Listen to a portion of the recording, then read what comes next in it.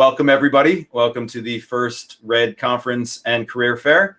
It really is meant to be a very casual event here. We just want to share some information with you guys. And if you have questions, if you have, something you don't quite understand about what we're doing, we're happy to address that. Other than that, this is really meant, as I said just a couple minutes ago, just to get some information out there about what we're doing, what Redd is and what ReddCoin is and where we see the future going. So with that in mind, I want to introduce or reintroduce my partner in crime here in Redd for the last 5-something years, and let him talk a bit about his role in what's going on here and really show his face for the first time in a little while. John Nash, you'd like to step up and take the podium? Stepping up and on the podium. Welcome, everybody. It's glad you could make it. I know, looking at your faces, for those faces I can see, I think we have a nice spread around the globe. It's always hard to tell. My country is very multinational, so you can think that just walking down the streets of Sydney. So wherever you've come from, I'm glad you've taken a little bit of time to come join us this morning, this evening, this afternoon, wherever you happen to be. And a couple of you have brought your kids along as well, which is awesome. It actually does make it feel like a family affair. It's my youngest is asleep at the moment. It's 1 a.m. in the morning, so bear with me if I'm feel a little bit incoherent sometimes. But I'll jump into it. So basically, we're coming together here to bring this together, bring everybody into this discussion, really give a bit of a point of where are we as a team, the ReddCoin team, and if you've been following Redd for any point in time, it's been a hard slog, I guess, trying to get information out to people and get them across into getting involved, or how do people get involved in this project. Sometimes it's a little bit hard to communicate, or people want to be able to participate and don't know where to start. And thankfully, Jay has spent a good lot of time in the social channels. I put that part of my life to bed a long time ago. Just to give that little history, I kind of took over the ReddCoin project when the previous team decided that they were going to let it go. I saw this as an opportunity, too good an opportunity to let go. I think the whole concept around social media and being able to share and reward people has a place in our society. It doesn't matter which culture you sit in.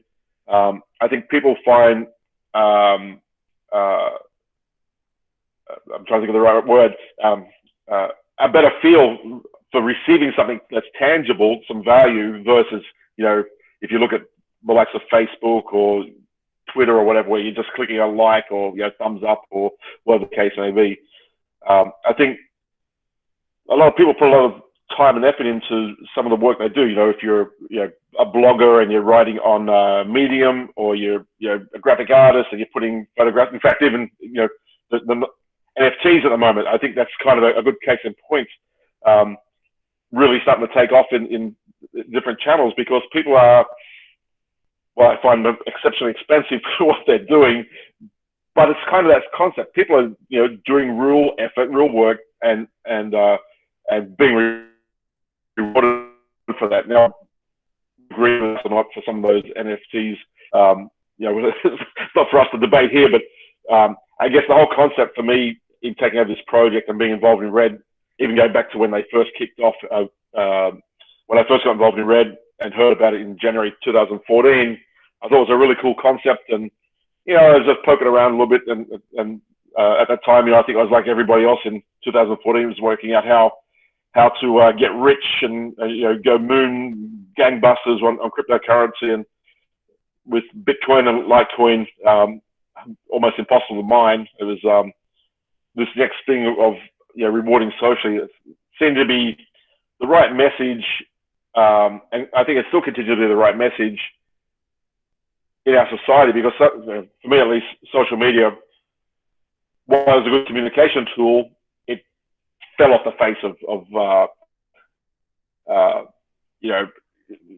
we moved into a more negative space, I guess, in social media. So without banging on too much about that side of things, I do want to touch on what are we actually doing, what are we building. So for ReddCoin itself, the principal part for ReddCoin is obviously the blockchain, the ReddCoin blockchain. The wallet itself, the main wallet, we continue to develop. We want to get at least get one update out a year to try and keep it in touch base with some of our with Bitcoin and such, or even Bitcoin Cash. Some of that, take some of those ideas that they're putting into the blockchain for keep our security going, bearing in mind that we are POS, so some of the stuff makes sense and some of it doesn't. It takes a lot of effort. I did the last update I did, which was last year. It was a good 6 months worth of work just to move on moving forward. So there's a number of features in that we will find quite beneficial. One of them is HD wallets. We're having HD wallet support, which is a bit like the Electrum wallet, where you can restore from a seed phrase. We'll make backing up your wallets. It's just writing down your seed phrase as opposed to trying to physically back up your wallet. I mean, that's a core feature that we're aiming to get to this year on the core wallet. The next thing I wanted to talk about was Tipbots. So you may or may not be aware that we're starting to get some interaction on some of our social channels with Twitter and Reddit, not just yet, but Telegram, Discord, I think is, I can't remember whether you got that up and going yet or not, but moving towards that, and also Twitch. And Reddit should hopefully be, by the end of this coming week, we should have that up and functional again as well. And I think one of the nice things about the Tipbot is it's actually the original Tipbot that we had before. It was taken offline for maintenance, and we never got back to it because we've just got so busy with other things in development. We just didn't get time to resurrect it, and libraries moved on, and it needed a bit of tender loving care to make it workable. So we've spent a fair bit of time in the last several weeks repairing and bringing things up to date, because APIs and things have changed quite dramatically for Reddit and for Twitter particularly. And one of the things about that is that being the original wallets is full access to their funds to continue. And it's a great way. It's a nice story to get out to different communities that you can engage and reward people with a tangible amount of ReddCoin to participate, whether it's on a tweet or Telegram. And I think if you are using Telegram, I do pop in there. I don't say too much when I'm on there, but I can see tips going around and different functions there with people sharing ReddCoin, which is fantastic. We have a goal so at the moment the Tipbots are just as they were before. They're very quite centralized, and without digging into all the security concerns on that, the functionality in, and then we have a broader goal with a ReddCoin blockchain and structure to actually attempt to decentralize Tipbot so that no single person no single entity has control of the actual wallets. By decentralizing, everybody who wants to engage in a social media channel will do so through their wallet, or use their wallet as the mechanism for doing a tip, which is quite exciting. What else do I want to talk about? There's a bunch of different things. I'm not going to talk about too much.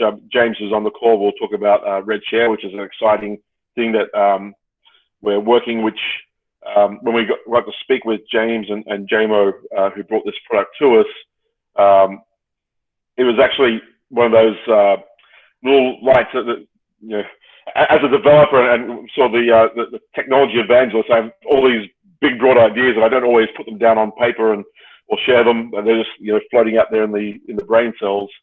And when James and JMO brought this to me, in their concept, when it was first explained to me before I actually spoke to the guys, it was that little light bulb moment. Like, yes. Some of the other things that we're working on, or some of our goals, what we've had on the roadmap, and just to explain them for those who are listening. One of the things for social engagement is that I felt is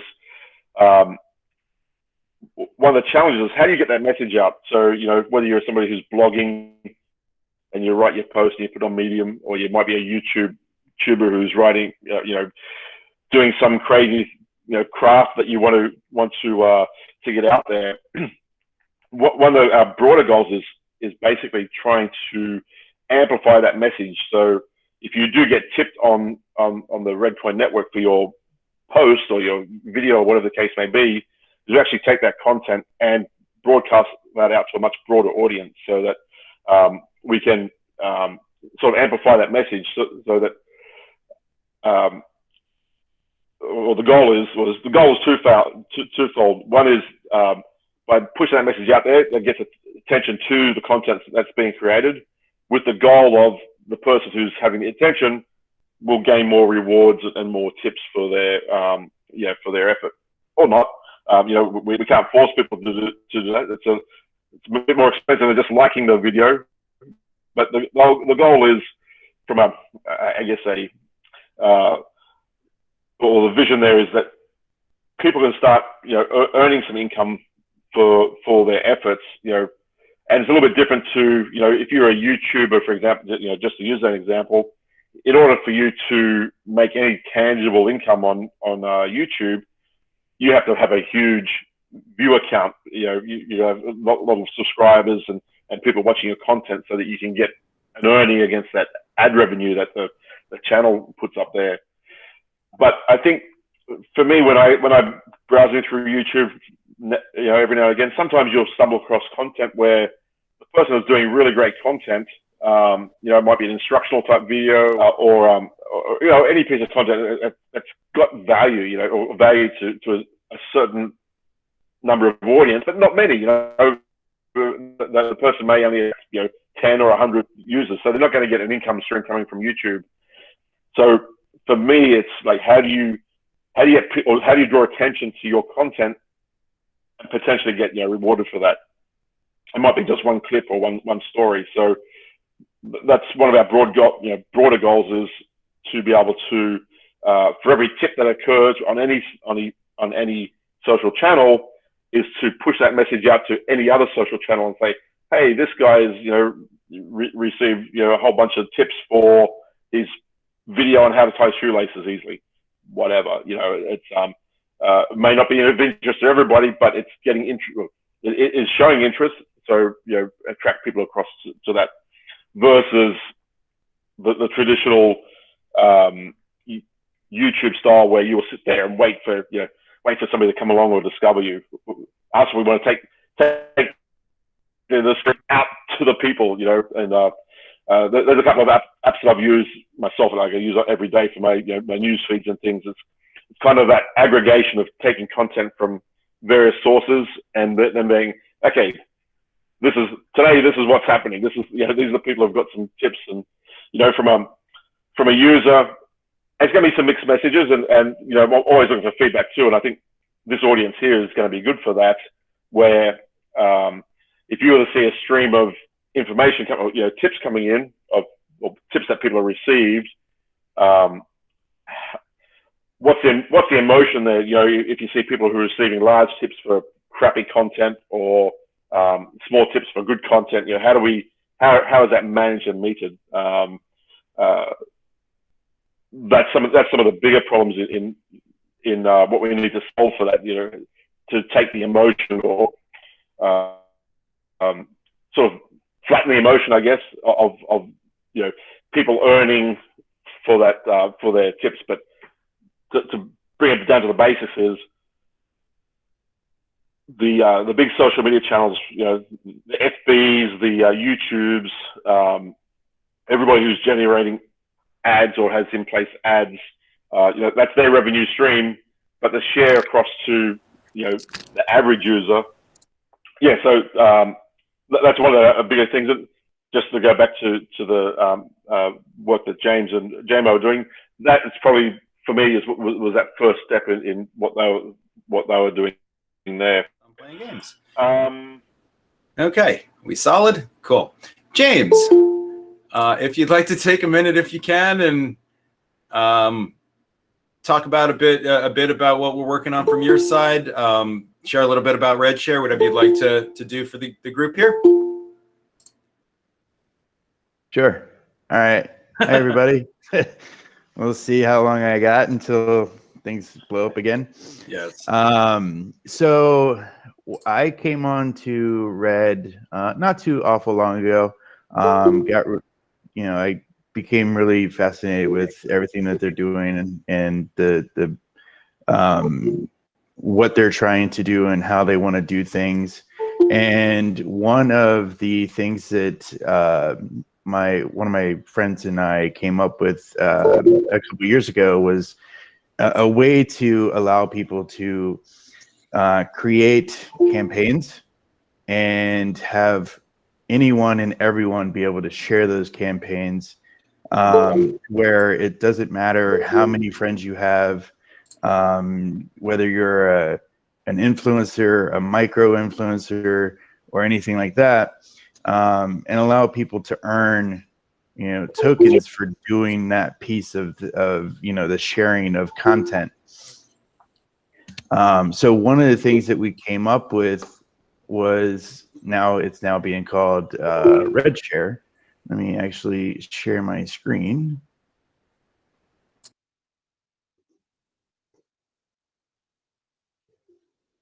All right, can everybody see my screen? All right, perfect.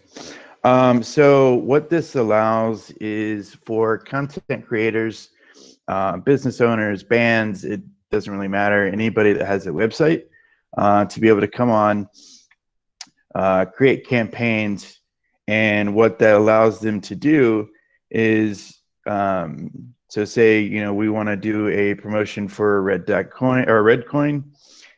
We want to fund it with a specific amount of Red.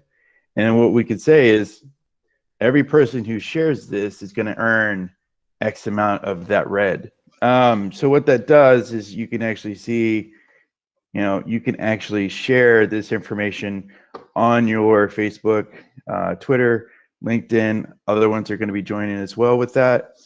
And you earn those Reds. And also the fact that you don't have to necessarily buy Red to even get in and start earning Red. You can sign up for this, something like this. So, so like I said, this allows people to come in and earn Red without actually having to purchase it, find a way to buy it, things like that, and then they can withdraw these funds into their core wallet.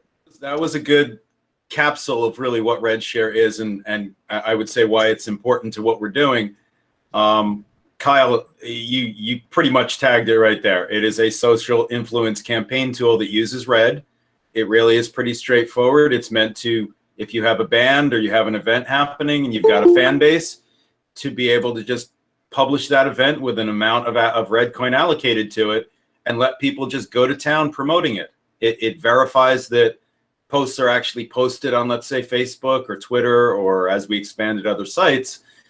But that's as simple as it really is. And then it pays you in RedCoin for doing that. And the question has come up, well, what if the bots get a hold of it? What if people automate that and promote all over the place? And the answer is, well, then the bots are going to get paid for doing the work that, the human didn't do himself, but it's still going to be within that same idea of using RedCoin to facilitate this kind of promotion and engagement and, fan base just directly from band to fans and promoters and back. We already have at this point the band, that JMO represents, Glow Stick Willie, which is apparently our new RedCoin house band, brought this idea because they needed it, because bands need to be paid. That's an example of something that we want to use RedCoin to solve, whether it's for the music industry, whether it's somebody just posting their opinion on a blog, or really just trying to make some living from the knowledge that they have. As John said before, that's always been the goal, to really use this to leverage that lack of fees and lack of friction to really let people gain those rewards. And we've tried to encourage the community engagement around that to sort of amplify what is a very rewarding blockchain. This app, RedShare, is one that we're very excited about, and we'll talk, some more about some of the other specifics that we have in mind around those apps and that sort of technical development. But this should serve as a very good example of this is what ReddCoin's meant to be used for.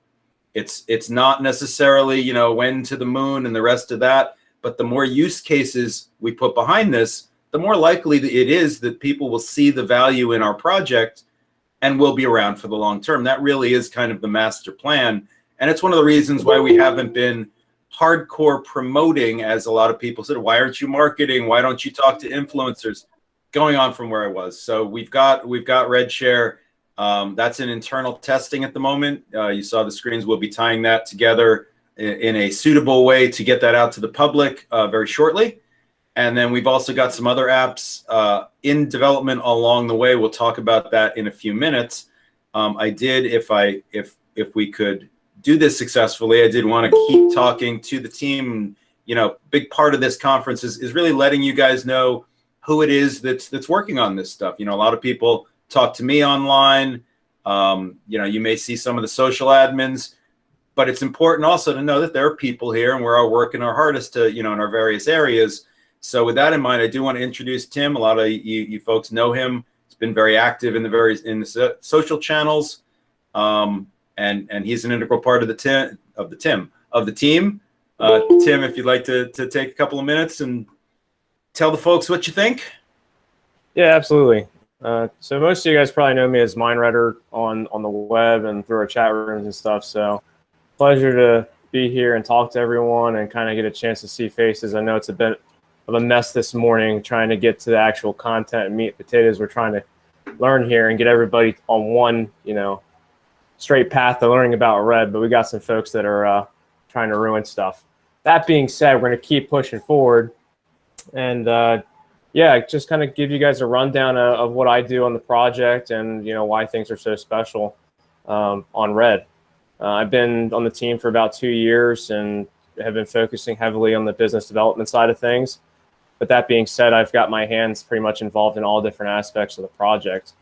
It's been an incredible journey from back then to where we are now, and the amount of growth that we've seen from 2 years until now. We've gone from roughly like 6 to 8 members on the team that were hardcore to now we've got roughly 30, 40 who are fully dedicated, waking up every morning as volunteers and putting time and energy behind this project. And that speaks volumes to what we're doing. So there's a lot of cool different aspects to the type of talents and backgrounds that people bring to the project, but it's also a big family. So you could be from a different part of the world and you can just mesh with this group perfectly because everybody brings something different to the table, and that's what I love about Red.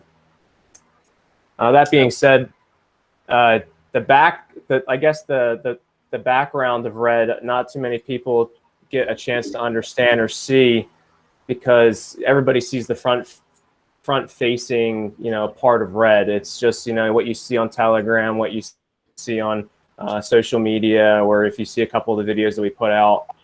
I guess you don't really get a chance to see the back end of what is happening, all the meetings and the different people we speak to, and the social media group and the content creating group and the tech group and the business development group.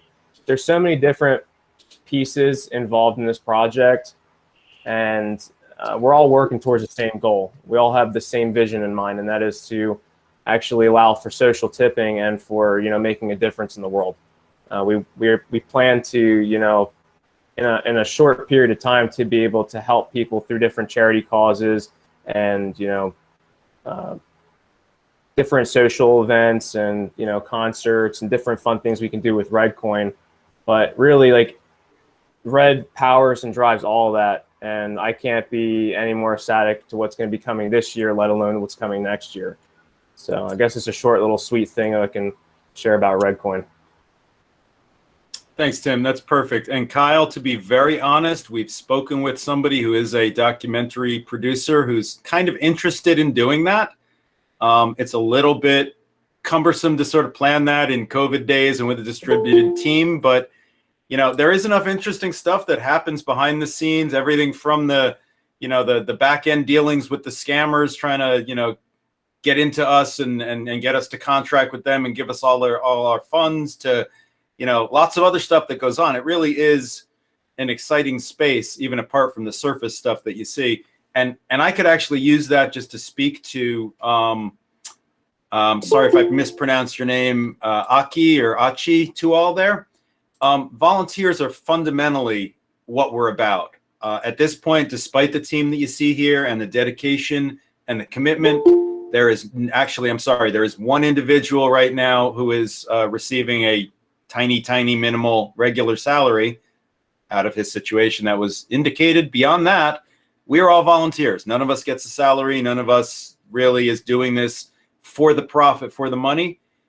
It's really much more a matter of having seen what we're building and how we are, sort of moving this forward, I guess, a little atypically and differently than a lot of other projects. People have seen the potential, not just in what will happen with the money and the price and the profit and the get rich, but the ability to make impact, using this technology around the world. And the more that, you sort of envision the things that we're doing and how they may touch lives, that speaks very directly to what we've tried to create with ProjectRedd as opposed to ReddCoin itself, with that idea of not just encouraging, but sponsoring volunteers and engagement and people doing good things for our project as well as the people around them. So volunteerism, I've always been a volunteer myself. John's a firefighter on his spare time. Lots of people on the team really engage in that giving back to the world kind of spirit that we all talk about. I've been a volunteer EMT in my life and donated a lot of time and effort to, even in the crypto space, just helping. That really is the spirit of our project. And if you engage and you decide to get involved, you'll see everybody's here really to do the right thing and to help you individually get into that right role and, make your contribution. That's really what we're about. So we're investors that work as volunteers. No, we're not investors, really. We don't hold any significant amount of coins. If you look at our POSV protocol, you'll see that over time, the blockchain actually funds the project a little bit each month, but there's no pile of ReddCoin in the back that we're trying to get to appreciate so we can all sell out. That's really traditionally, let's say, other projects' approaches, some of them, and it really is not something that we're trying to do. In a very real sense, we're trying to put value into this project so that people value it and value the coin that you need to make it all work. That's our secret, plan for success. And to be very honest, as we've proceeded and as, you need ReddCoin to run some of these systems, we've maintained a very strong utility token status where a lot of people in the space, a lot of projects in the space have been qualified as security tokens. That's intentional. We have tried to avoid that speculative aspect because it's damaging to the project. If you have nothing else to promote on, you promote on price. For ReddCoin, we have lots of things to promote on. We have content and people and plans and apps and partnerships and markets and all of that good stuff. If we tried to push the price, short term, pump and dump, we'd all lose out. And we all know that. Some of the community hasn't quite figured out that we know that. I think we're very confident in that approach. And that's why we promote the way that we do. And that speaks also to how we've built the project with the volunteers. So yeah, no hat, you're right. Okay. Yeah, always one to take comments from the crowd. All right. So I don't want to get caught up in the questions at the moment.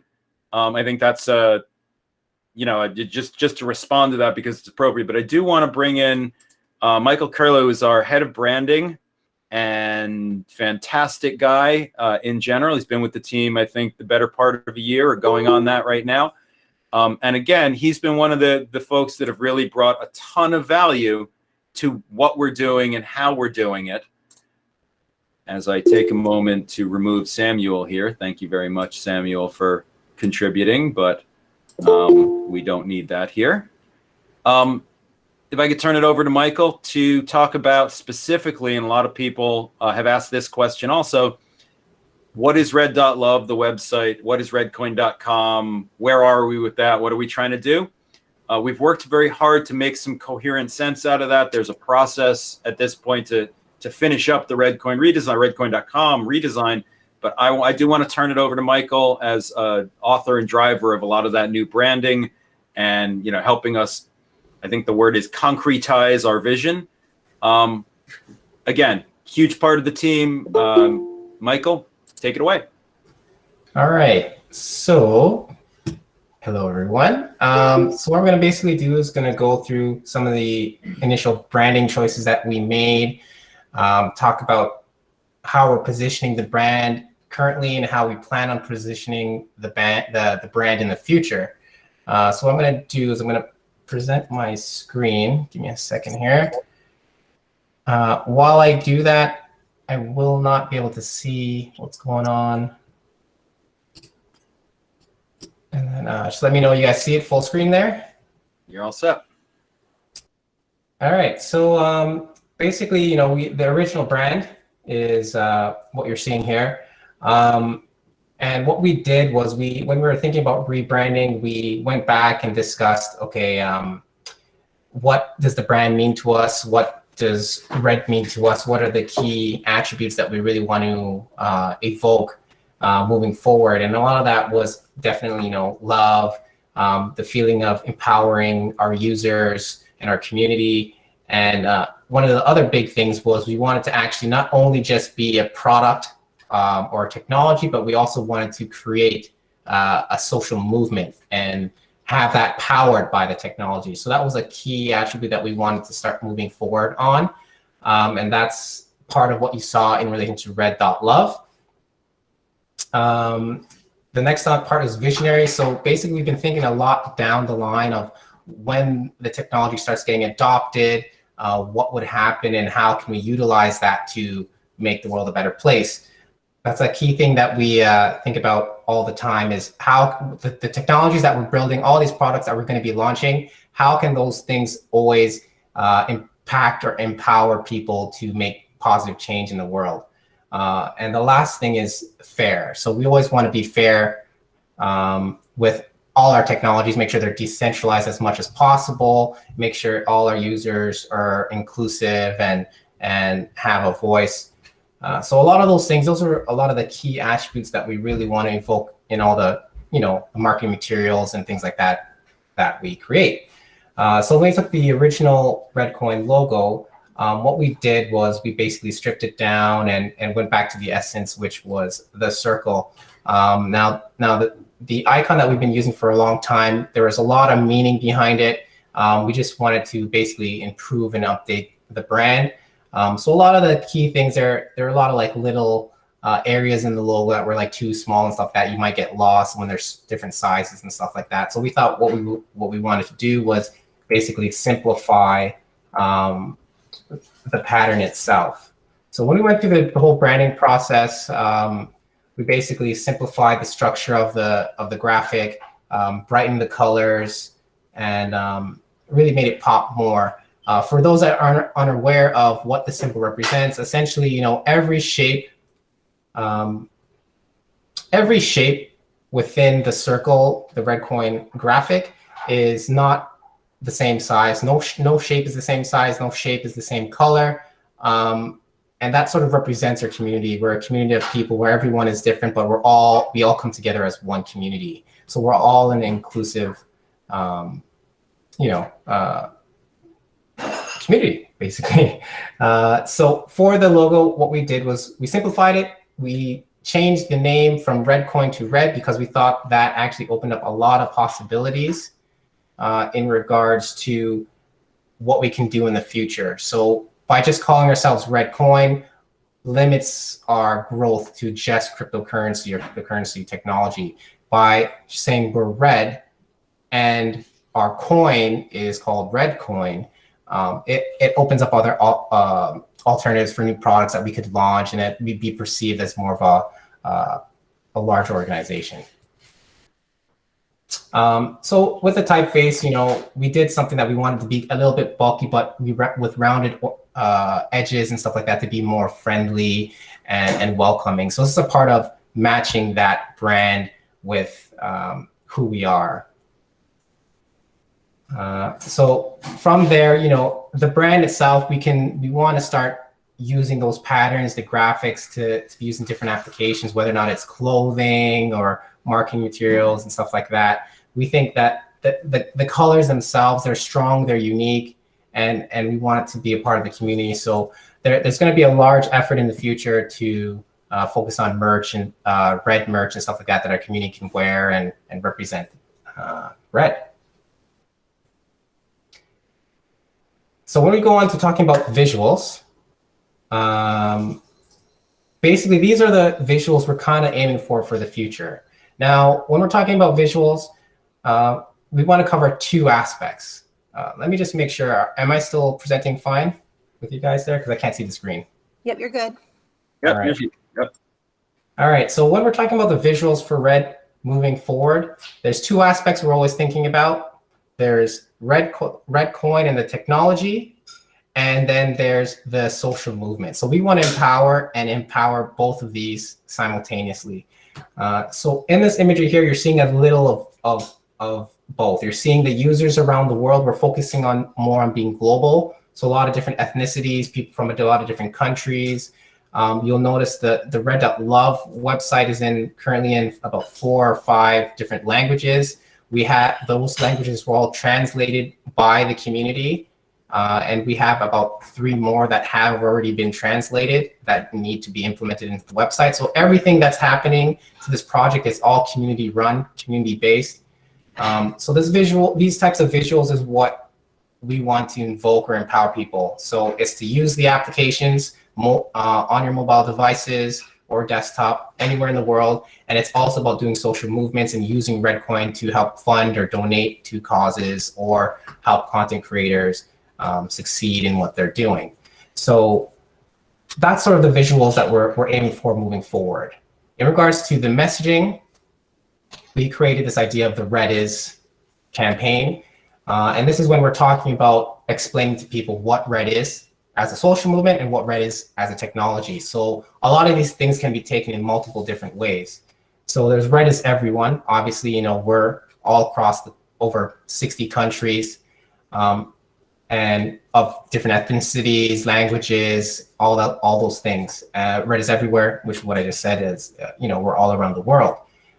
Redd is community. You all know we're all diehard Redd heads, and we hold that very close to our heart. So everything we do for the community.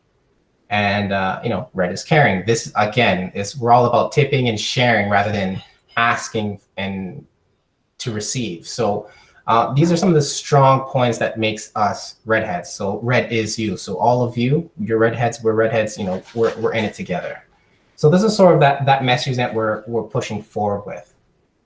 And the idea or the ideal things are, in the future, these can be applied in these ways where we combine the visuals and the messaging together to help get and spread those messages to, the people outside in the real world or digitally in the virtual world. So let's talk a little bit about websites. So right now there are 2 sites. Currently, the redcoin.com is sort of on a coming soon page right now because it's currently under development. You'll see a bit of that. I'll do a sneak peek during this presentation as well. But what we launched after that was we launched the Redd.love site, and that is meant to be specifically focused on pushing the social movement. Currently, it's playing a little bit of a double role until the redcoin.com site is launched. So right now, the Redd.love is branded as Redd, but it's covering both, talking about the social movement, and if you dig in, you can see the roadmap and developer resources, all that stuff is on there currently. Once redcoin.com launches, we're going to strip out a lot of that, and all of that will reside on redcoin.com's website. And then we will update or slightly rebrand the Redd.love to be more oriented to 100% social only, social movement only. So these are just temporary steps because, again, we have limited resources. So we're evolving things in steps. We launched the social movement, and we're going to launch the redcoin.com site. And on that redcoin.com site is where we start focusing on strictly the technology and all the products we're working on. So this is just the home page there. I'm gonna, at the end of this presentation, do a screen share and just show you the full home page so you can see the visual style that we're gonna be going for. But it is definitely in the works. We're on the way there to completing it. It's gonna be a behemoth of a website. There's gonna be a lot of resources, a lot of information on there, statistic pages with all data points in regards to the technologies. So it's going to be a very full-featured website in the future. Another thing that we're currently working on is the Redd mobile app.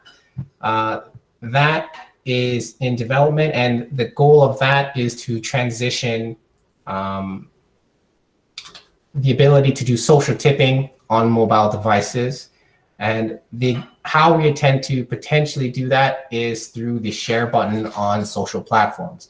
So ideally, if you install the application on your phone, any social media platform that is supported by Redd, if you're on that social media platform and you just click the share button on it and it brings up the in-app share options, essentially our goal is to have Redd available in that section. So for example, what you're seeing here is if you're on YouTube and you hit the share button, that in-app notification screen will pop up on your phone, and you'll be able to select to share through the Redd app or have the in-app live action to actually tip a post. So this would be available pretty much on any major social media platform.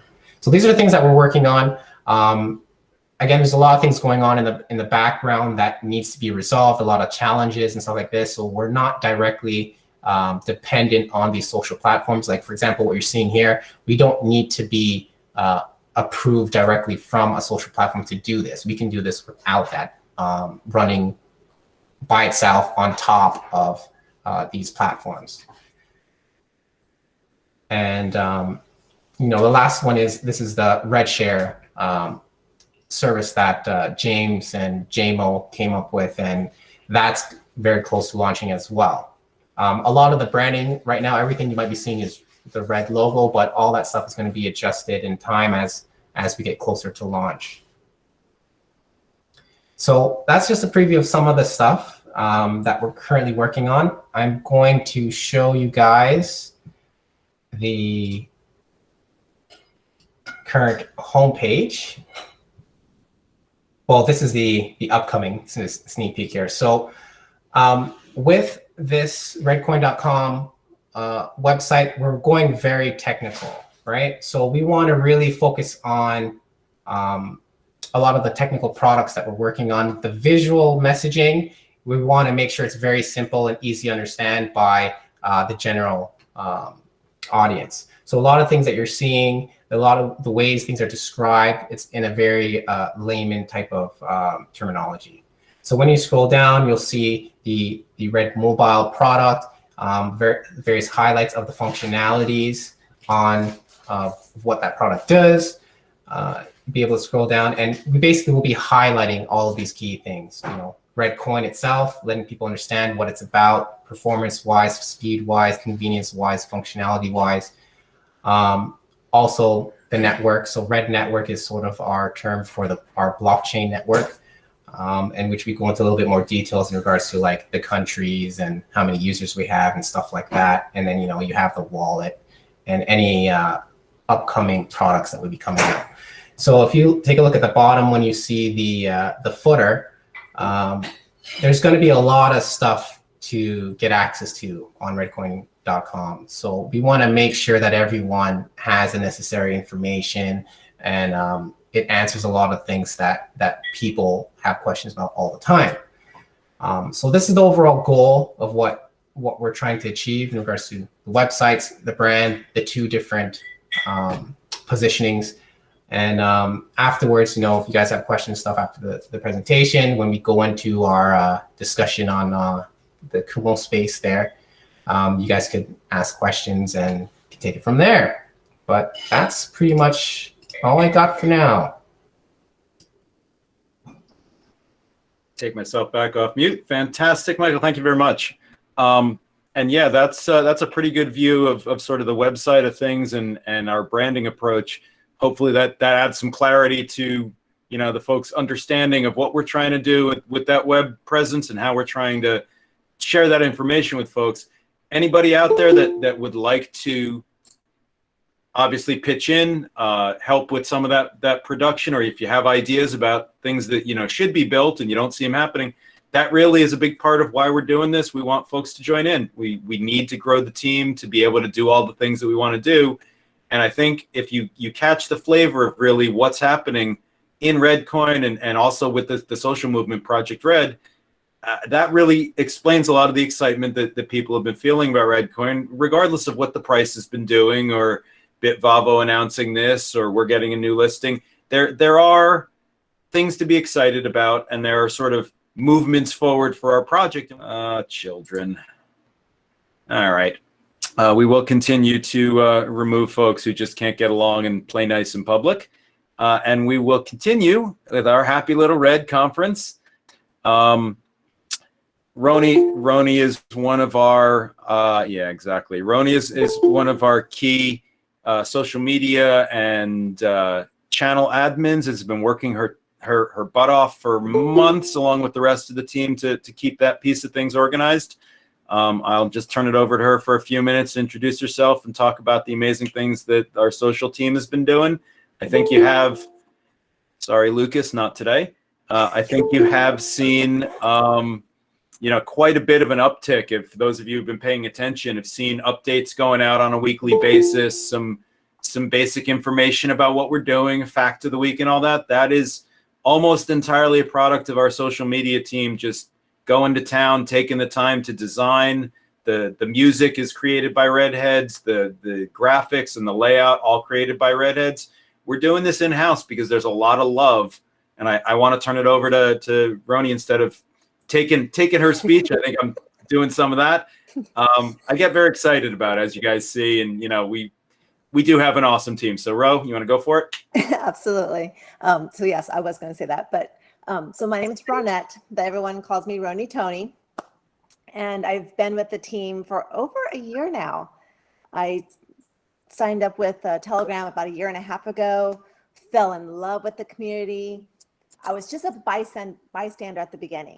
I was just listening, just paying attention to the chats, chiming in once in a while, but just fell in love with the community, met a lot of people through Telegram, and I just wanted to figure out, how can I help?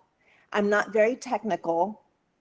I'm not very crypto, blockchain technical. So it's like, how can I help? I want to do something. I know the core team are volunteers.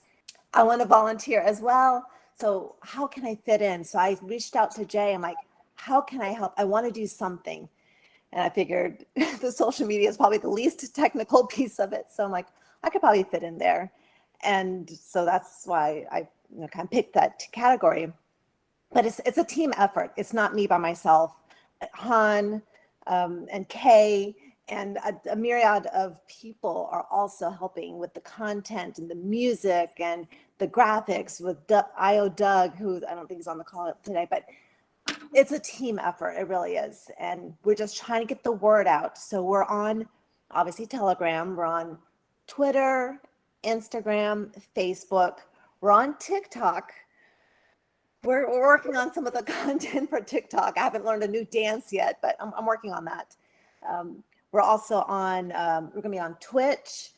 We're on Pinterest, just so YouTube. So make sure you're following all of our channels, but we are gonna be a lot more active. Just, right now we're just posting a lot of updates, but we're gonna continue to be active. We're gonna look into doing different languages, because right now, English is my primary language, basically my only language. I used to know Japanese growing up. I was fluent in Japanese, but I don't remember too much Japanese right now. So we're gonna stick with just English for right now, but we're looking into doing some Spanish updates as well. So we're gonna get some help with that.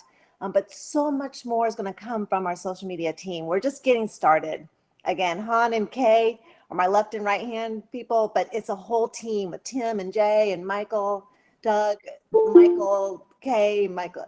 It's a team effort. It really is. So I'm really excited to be here, to meet everyone, put a name to a face with a lot of people. So Thank you. Thank you. And so much more to come. So stay tuned. And that's all Thanks I so much. Thanks so much, Ro. have. And yeah, I think Roni is a perfect example of somebody that really kind of caught the feeling and wanted to help and wasn't sure. You know, I'm not quite, as she said, I'm not technical, I'm not crypto. The truth is, every one of you folks is early to the crypto game and probably know more than you think. But even if there isn't a real technical expertise and you're unsure of that's what guys like me and John, we do that all day, you know, answering the deep, boring technical stuff. And other people have other roles. Roni has been killing it on the social media side, along with, as she said, Kay and Han and IO Doug, and our entire kind of core team is just, you know, fluidly helping out and pitching in where they can. We don't really believe in this is your job title and you must do that. Red's meant to be fun, and that applies to the folks on the team too. You can pull anybody aside from this team and ask them, hey, what do you really think? You know, what's really going on? You'll get the same answer, and you'll probably have your ear talked off because we are so excited about what we're doing and how we're doing it and what's happening. There's a huge desire to really share this in the right way with not just the redheads, but the world. So some of that is, you know, quote marketing. Really, it's that organic kind of, we've got something special, we want to share it with the world. That's what drives our messaging in a very real way. And anybody who feels like they want to be part of this, or you want to, you know, do something yourself and don't have the track record or the expertise, join us. You know, sit in a meeting and pay attention to what we're saying and learn a little bit till you're comfortable, and then pitch in. We've got a constant flow of people joining. We have some people leave because of, you know, life issues or what have you. But realistically, we have a core group that really is a family, and we invite everybody to join. It's kind of awesome to be able to remotely connect with people that, you know, you really like working with. And I got to say, there's not a person on the team I wouldn't take out for a drink and dinner and have fun apart from the red stuff. If you individually think that you want a part of that and you want to help out, join us. And you know, for what it's worth, English isn't a stumbling block. We have people in all languages. We have translators. And one thing Roni didn't get a chance to touch on, and Yanni, our other team member, I don't think was able to make it today, was going to speak a bit on some of the aspects that don't really sort of directly touch on the social admin side of it. And that is, we've spun up our own Redd creative group. If you're a creative person, graphics, art, music, whatever it might be, you want to, you know, share your abilities or share your inspiration or be inspired by other people. We've got 30, 40 people in a Telegram room just creating back and forth at each other. A lot of the stuff that you see going out on our channels, again, all created by the redheads. Some, the couple of graphic artists we've got on the team, much more very inspired redheads who simply, you know, some of the hearts and diamonds and real cool images. And I will give a specific shout out to IO Doug, who at least for the last year or so has just been churning out some real visually engaging, awesome movies, really capturing the Redd spirit and helping people, you know, grab onto what we're doing outside of the tech side. It takes everybody. I couldn't do this by myself. John couldn't do it by himself. Tim, Mike, it takes, in no uncertain terms, it takes a village. And every one of you is welcome to join that. We really ask that, you know, you be willing to do what we're doing and not try to make it about yourself. That's about the only rule we've got. I see a couple of questions here. Japanese, yeah, we should hit Roni up for the Japanese. Apparently didn't know that. And yeah, you know, BTC HubSpot there, actually, we've got a couple of folks in Florida, and that's my mother-in-law's down there too. So that might be one of our locations at some point in the future, and things open up just a tiny bit. Okay, so as far as the languages go, and we'll talk about that very briefly, one of the projects that we've got going on, again, courtesy of James and his expertise with really doing some complex stuff, we have mapped out and haven't quite built yet. We built a proof of concept, but a universal translator that will attach to our websites and our Redd book and all of the products that we're putting out. So instead of doing the manual translation we have been doing, we can tie that to Google Translate and really make a lot of our stuff universally available. RedShare probably wouldn't fit as a translation service, but you'll see when we start to bring that out, it will be translated. So it becomes more of a flexible tool for folks that don't speak English or, speak something we haven't translated to. And we've got solid communities in lots of different places. We've had a lot of, actually reminded me, because we have a translation group as well.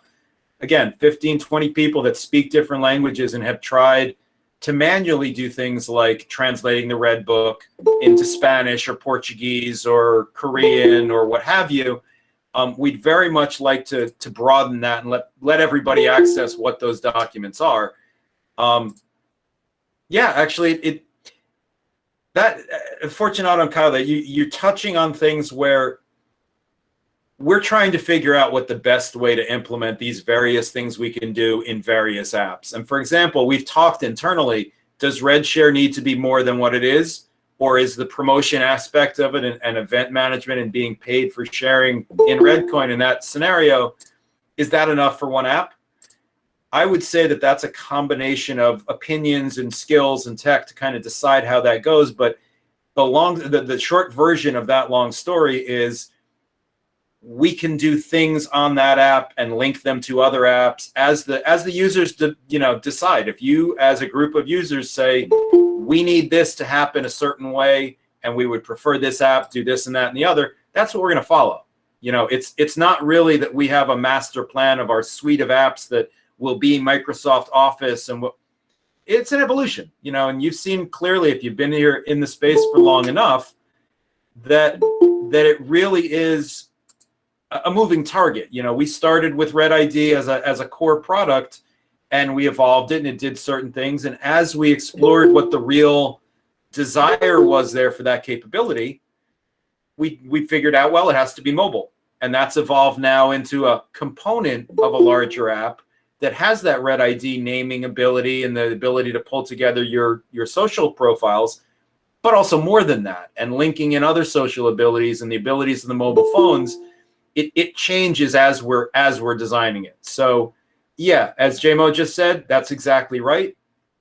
Or if it becomes, hey, we want to share ad campaigns instead of events, maybe we make a slightly different version or a different category in that version. It is very fluid.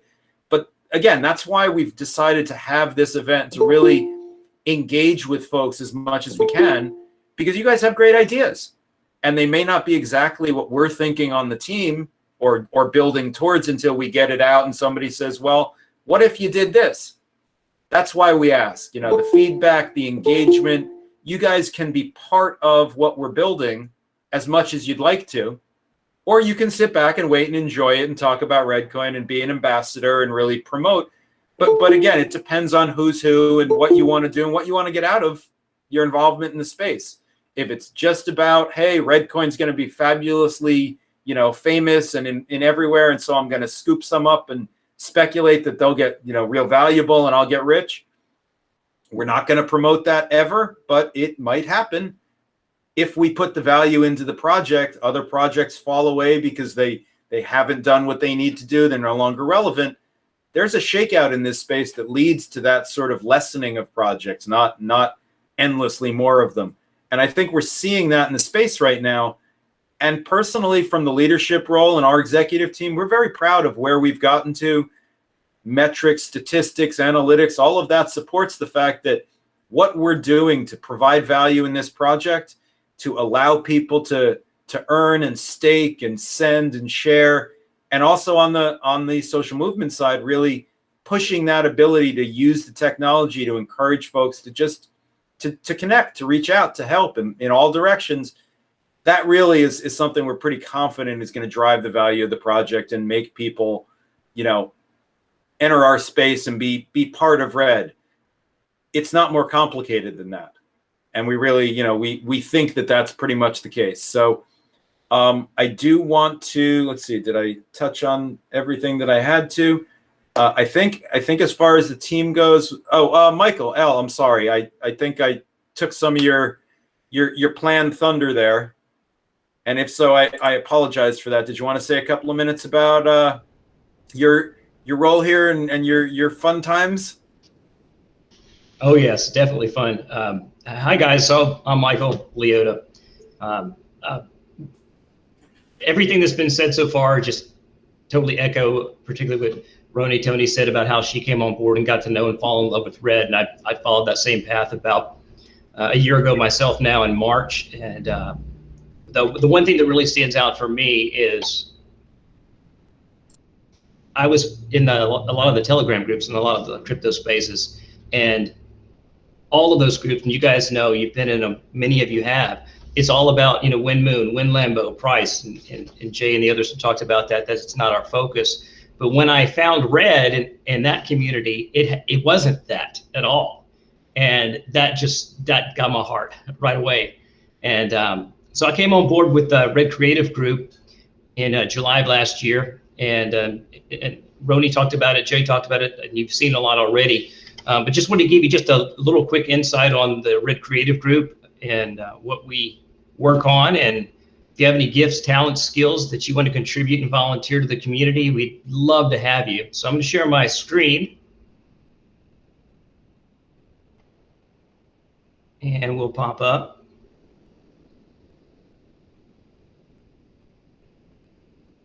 So as far as the group itself, we've got, in fact, let me just switch back over. Can you guys see my screen? Because I'm looking off here. Yep, you're all set. Yep, we can see it. Okay, cool.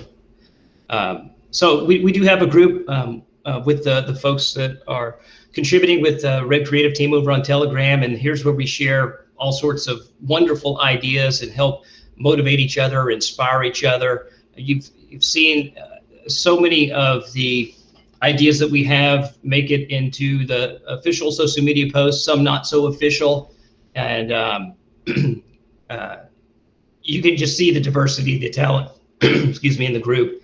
From the merch perspective, we've Jay mentioned that we're partnering with someone now that's going to help us with a really nice professional merch shop. So that's coming down the road.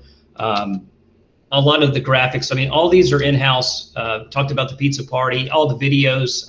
IO Doug was mentioned, makes great little video spots. We've got Unicorn Girl. So you can see the creative talent. This is some wallpaper. It's my absolute favorite that KP made. And so again, just all of the creative content that comes internally. We've also got a global professional, and I'm going to stop sharing right now, music composer. Han Pieter is on, and Han is incredibly gifted and talented with being able to make the music that we use in a lot of our Red bits, and the Red is everywhere and Red is love in the other videos that we put out.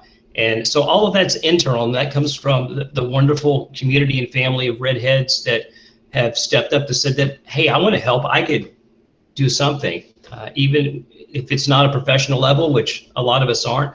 I've had tinkering, as I call it, in graphic design and video production and audio production and things that I love. I just don't get a chance to do with my day job. So I volunteer with Red as much as I can. I love the community, and it's great to be a part of the Red Creative Group and some of the other areas as well. So looking forward to meeting some of the new folks that may come on board as a result of our call today. So thanks, guys.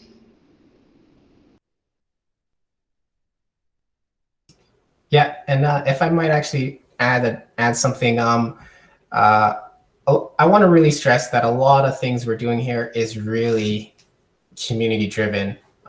We always talk about how this is a volunteer project. This is one of the very few in the space that I think where a lot of our community are the backbone of what's being produced and what you're seeing. For example, like the Red.Love, the social movement website, the videos that are on there, like all those videos, they're created, they were scripted and voiced by community members. The background music, that's amazing, by the way, was created by Han, also here today, and he composed those from scratch. So literally everything we're making here, guys, is from the community. No one's directly, we're not a fully funded project by an investor group or any of those things, and we don't actually want to be funded by those groups because those come with certain requirements. You have to make money. The goal is making money. And a lot of those things are not in line with the goals of our project. So that's why we're funded by the community, by the blockchain. And that's why we do what we do. So it's very rare, in my opinion, that we see a project like this.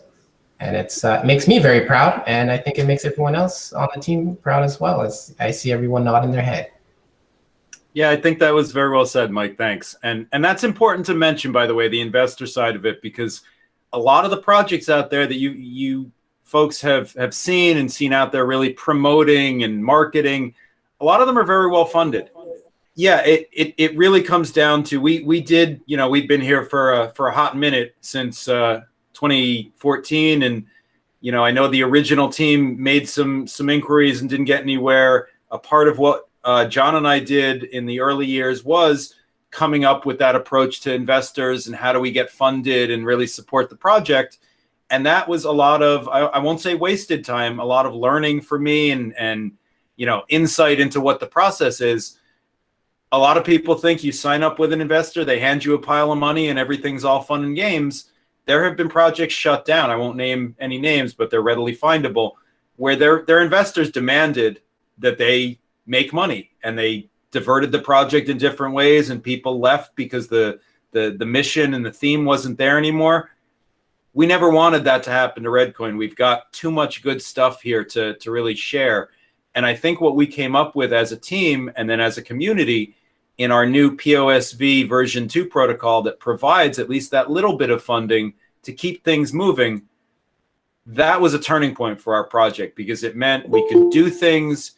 It meant that we didn't have to check with the investors and make sure that was appropriate to their profit strategy. And it really does give us an independence that almost no other teams have. We're beholden to nobody but our group. We will make the decisions that benefit Redd, and only Redd in that sense, because we don't have to turn things over and, you know, turn the profits over to the investors or find them an exit strategy to make their money back. None of that applies to our project. And that's another really enabling factor that we've built into this entire, you know, ecosystem, where we don't have to worry about that. We will be here for the long term, no question. And I think when you start to see, and we'll go over in detail shortly, a real kind of inventory of the projects other than the ones that we've touched on briefly here, that really will show, I think, a comprehensive view of where we're going in the future on both sides of the coin, if you will, the ReddCoin and technology side, and on the ProjectRedd social movement side. I think that is probably, we're at, it's about an hour and a half, give or take. Should we take a couple of minutes break, and then we can either take questions, we can go over the project list and really shine some light on what we're doing. How does that sound, folks? A 5-minute break and we'll get back to it? Actually, if I could just jump in there, Jay, I might actually give my goodbye. So if anybody's just for me, it's 2:30 in the morning here. Yeah, absolutely. So yeah, John, go off to sleep. Thank you for letting the redheads see you're still alive, kicking and driving. I am still alive. Yes, I am still alive. Believe it or not. And yeah, JMO, if you wanted to plug in and fire up some music for a few minutes, I don't think anybody would object to that. Not at all. I was on his Twitch the other day.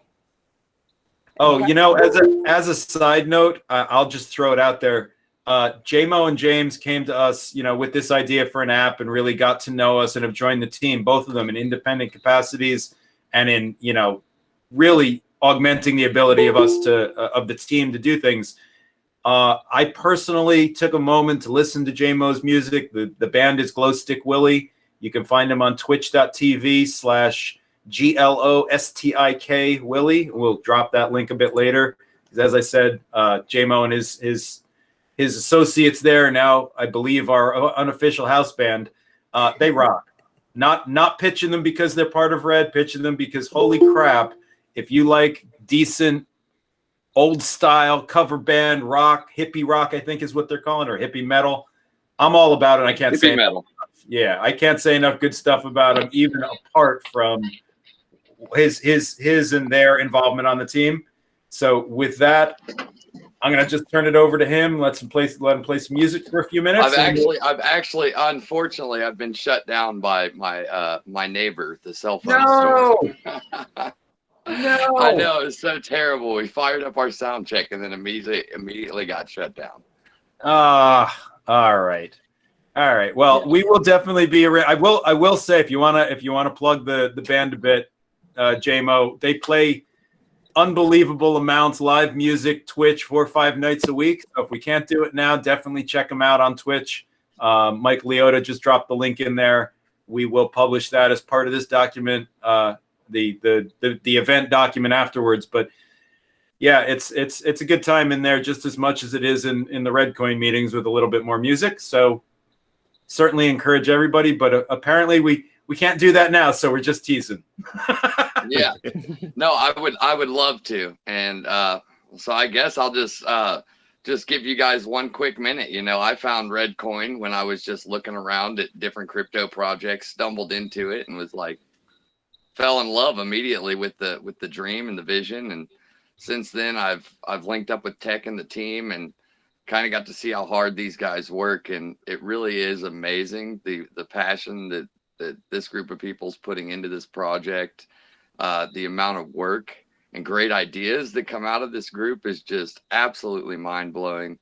And in the short amount of time I've been here, I've witnessed an insane amount of innovation and hard work come out of this group, and I couldn't be happier to be a member of this ReddCoin family and be on board this train that is ReddCoin. So thank you guys for having me, and thanks to everybody for what you do, and all of you people who support the ReddCoin team and the ReddCoin movement. Thank you. And that's all I got to say. 100%. And you know, I hear JMO talk like that. I know it comes from the heart, and again, this isn't a scam by any means. If you don't believe what our folks are saying, pull them aside and grill them. There's no secrets here. You know, we are legitimately trying to work together to do something cool. We've got a bit of funding behind the project, so a little bit of the pressure's off, and we're enjoying doing it. You know, I do put in 28 hours a day. So does Tim. So does Mike. Some of these guys have day jobs. You know, everybody is working their hardest, not just to get this done, but to survive to the point where we can actually pay full salaries and all that kind of stuff. It's a labor of love. It genuinely is. And if you guys are hearing that and responding to it, your redheads are the same as us. Join the team. Tell us what you want to do. You know, if you've got the ability and the drive to really make something happen, we want you. We want you to help. We want you to pitch in. Who cares if you don't know enough about the tech or, you know, which button to push? We'll teach you that. I promise. And one other thing I did want to mention, just by virtue of the fact that it's not going to get mentioned elsewhere, watching the way the community's developed just in the last few months alone, seeing people respond to what we're doing in the Telegram channels and you know, donating directly to folks that need it, sharing some of the ReddCoin from our POSV funds as part of that charity and community initiative. We really are reaching out and touching people. We've and we'll speak a bit about this a little later on, but I wanted to mention we've now got our own MMA fighter, Malcolm, out there fighting the good fight, being sponsored by ReddCoin and you know, I guess beating people up for the love of it. I'm not sure how the messaging works there, but he, you know, good guys involved in that and really hard workers in the martial arts world. We've got people in the charity world reaching out saying, we want to do this. We've got entertainers. We've spoken with a yoga magazine publisher that really resonated with what we were doing and wants to bring that out to his entire community and, you know, all of the folks into yoga with that same shared concept of volunteerism and service and spiritual sort of connection. It is much more at this point than just here's a cryptocurrency that you can pay things with. And I think if we had to leave folks with one message today, it would be that we've looked at where we've come from and said, you know, we can turn this into something that can do some good apart from making people some money. It does both. We're trying to focus on both, not exclusively if we do this, the price goes up. We all truly believe that it will, as a result of what we're doing to create value in the project And at the same time, if it doesn't, we are touching lives. We are changing people's, futures for the better. Even if our price never went anywhere than where it is right now, everybody on this team would be happy with, even if we stopped doing right now what we're doing, we've touched lives and we've improved people's outlook just by reaching out and trying to be there. That's progress that our project has made only because of the people involved. That's what we want to build and grow and expand as much as possible. Certainly the tech side of it, but very much so what's needed in this world is that group to belong to, that sense of home and safety and somebody to reach out to when you're a little bit stuck in things. That's what we've tried to build into ReddCoin and the Redhead community. And I think a lot of you have seen it or felt it in some capacity, and that really shows you, we're not quite as the same as a lot of these other projects. We're very proud of that too. And that's something that, we're very excited about, bringing to the world. Yeah, I think Jay, a few good examples that you could even show is just, it's not all talk, it's not fluff. There's actual like things happening in the space in our community that's actually making an impact and difference on people's lives. Just a few quick stories I know off the top of my head that happened in the last couple of weeks. We've had someone come to our chat room and say, "Hey, my truck is not in operation, and this is what I use for work. This is what I use to provide for my family." The Redhead community came together. The team came together, and we fixed his truck for him. Not saying we can accomplish that for everyone who's got a broken down vehicle, but it's just one of those things that we reached out and said, you know what? If he's going through this and he's having trouble, what's stopping us from making the change? What's stopping us from making the difference? Not to mention there's a gentleman in Venezuela who's, got a few $100s that he's working with a month, and he's using that to create a food bank for his community and in his town. So like you see those different types of things, you see those different types of, opportunities to make a difference in the world. And Red, even though we're technically small, we are out there making that difference. So I can't speak enough on that end. Absolutely. And if nothing else, you hear the passion when Tim talks about it, when I talk about it, when John, Mike, everybody is just, we're so fired up about what's, not even what's coming, what we're doing now. I seriously, as my role in this job, in this project, one of the first things I do every morning is check in on those social channels because people are happy to see each other. It really is, especially in current society and this disconnect that's only getting worse with people. Our community is thriving in ways that really don't exist elsewhere in the world.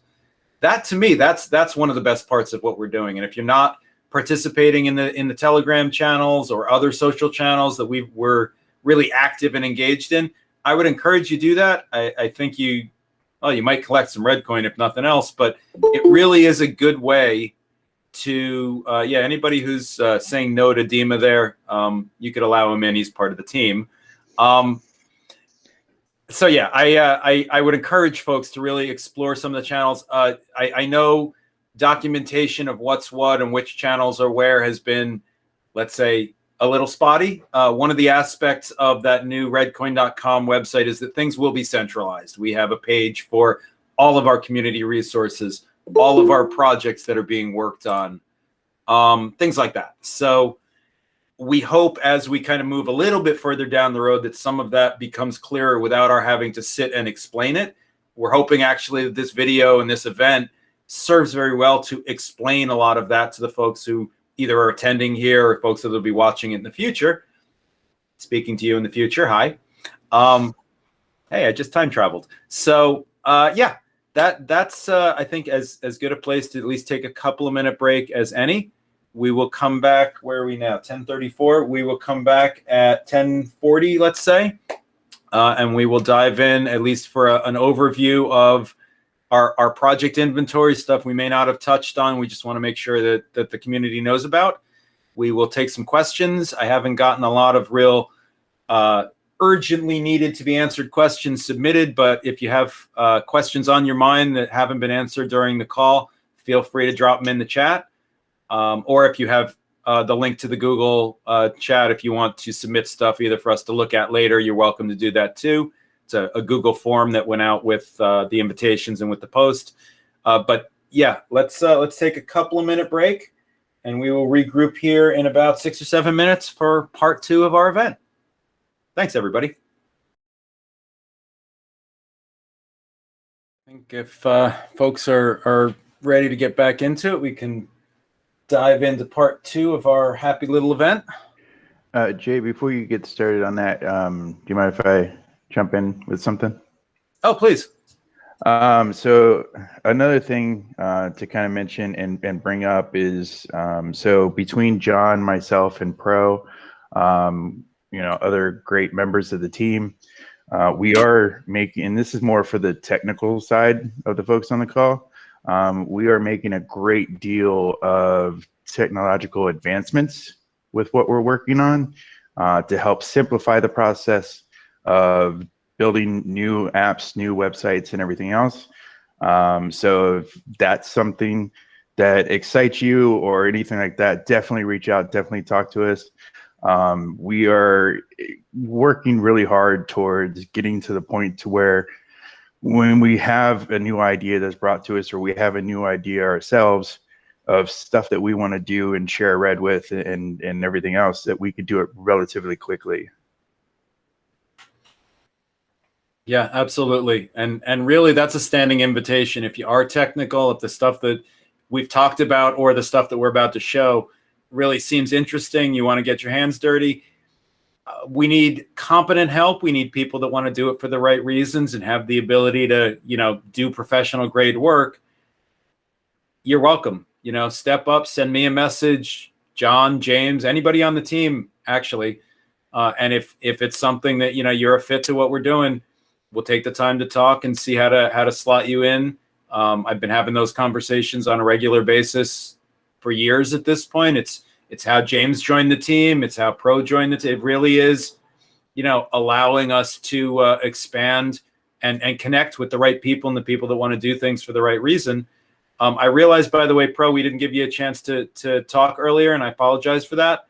Pro is our back-end and mobile expert and is really filling in some of the gaps of the abilities that we need to deliver all the stuff that people expect.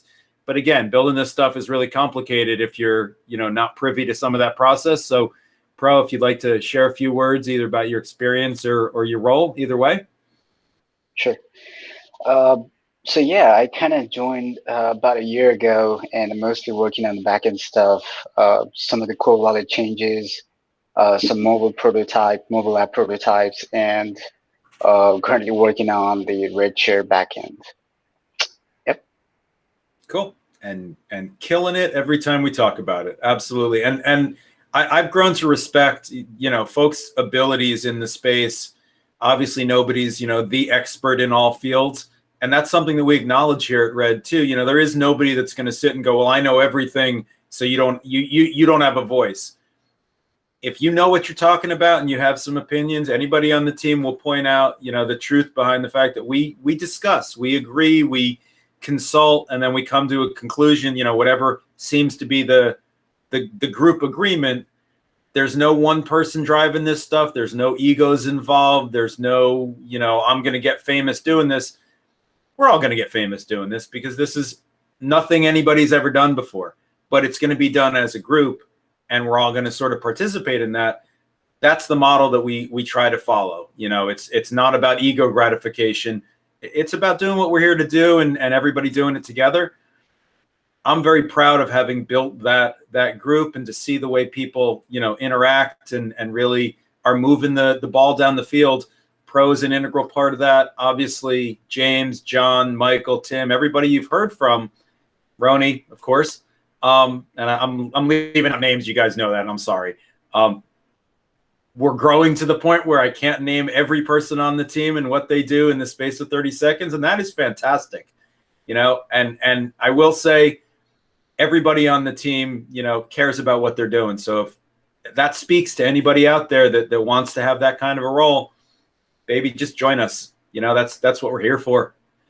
And with that, if we have a couple of questions that seem appropriate, we could answer some now, or I could go into the planned project discussion. Did anybody have any? Yeah, what JMO just said, yeah, I'll give him that. Pro is the man. Anybody have any urgent questions that need to be answered we haven't addressed yet? No one? Fantastic. All right. With that in mind, then, I will go ahead and share this document. We are going to go through it, not in detail, as you'll see, but enough to, where's my little present button? Enough to get a sense of really the high points of what we're working on. And if I can find that, here we go. Okay, you guys able to see the screen? Yep, up and running. Okay, fantastic. All right, so basically, and again, we'll spend a little bit of time on each of these, but this document, this will be published as part of the record of this event. You know, you guys can read through it at your leisure and follow any of the links that we're going to touch on. It's really meant in general to give a fairly high-level overview of the various projects that we've got in our portfolio at the moment, sort of where they fit in the big picture. And again, that's on both sides of what I like to say, the two sides of our ReddCoin, the ReddCoin technology and staking and POSV and sharing and tipping and all that good stuff. And then on the other side of that, the projects that are more related to the social movement itself, to ProjectRedd, things that fall into that sort of outreach and social, social improvement aspect of things, as opposed to really the technical piece. And there is a little bit of a bleeding of the line between those, if you will, because some of these apps that are purely ReddCoin focused and meant to use, let people have a use for ReddCoin, have social implications. Sharing those links is a social activity and is likely to bring more people to the space and the ReddCoin, community beyond just people going to the events. And in the same way, the social movement aspect of things, the community, for example, that's being built in Uganda at the moment that is primarily a social aspect, sprang from we're building an app and we want to use ReddCoin and share it with our local store and market operators and the micro economies that exist there. And it sort of took off from the realization that this is something that really could benefit beyond just the financial, beyond just the commercial, beyond just the ability to buy and sell and trade goods for ReddCoin. To us, that's really sort of the beauty of what we're doing, that there is this translation of you can take this compelling technology and you can earn from it and you can spend it and you can live on it, but using it as a mechanism to do good for people, sharing with somebody who doesn't have anything or needs food or needs a shirt. It's that direct line from the technology to the social aspect. And hopefully, as we've gone through a lot of this, and by the time we finish this project list and the event, people will have a good sense of sort of what that double-sided aspect of what we're doing is really intended to accomplish. So if not, I hope you'll ask questions until we can make it clear. But I'm hoping that as we've talked about it, Redheads have begun to get a little bit of a sense of really what we're driving at, that it is the technology, but it's more than that. So with that in mind, so our project inventory for 2021, ProjectRedd as well as ReddCoin, you see we use that phrasing quite a bit because there are really, as I keep saying, two sides to the coin. So on the ReddCoin side, our technology efforts and what we call use case applications. A use case is where can you use ReddCoin and have it make a difference that you can't do with other money, you can't do with a dollar, you can't do with Bitcoin. And as an example, RedShare. You saw a little bit of that when James presented it, and we've spoken a little bit about it. It's a very straightforward app that's meant purely to allow people to use ReddCoin to pay their fans or their promoters to share event information. Very straightforward. I put a pot of 1,000 ReddCoin out there. If you share it 100 different places and each one you get 10 ReddCoin, that's my campaign and we're done. And I've got 1,000 references for my event. Now maybe 1,000 people show up and I paid a couple of bucks for it. That's a new model in that space. And that's something that the bands and the fans have been struggling with for quite some time. It's an example of how ReddCoin really acts to enable that kind of interaction. You don't need a PayPal account. You don't need identity information. You don't need to have, those people who are promoting that stuff really put themselves out there any more than they want to, and in exchange gain something in return that's spendable.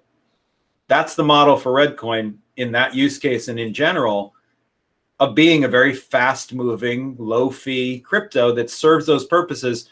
Those are the apps that are really going to drive our adoption. We've partnered with JMO and his band, and they've spoken to some other bands that they're very close with. So we have this go-to-market strategy in that space for this app.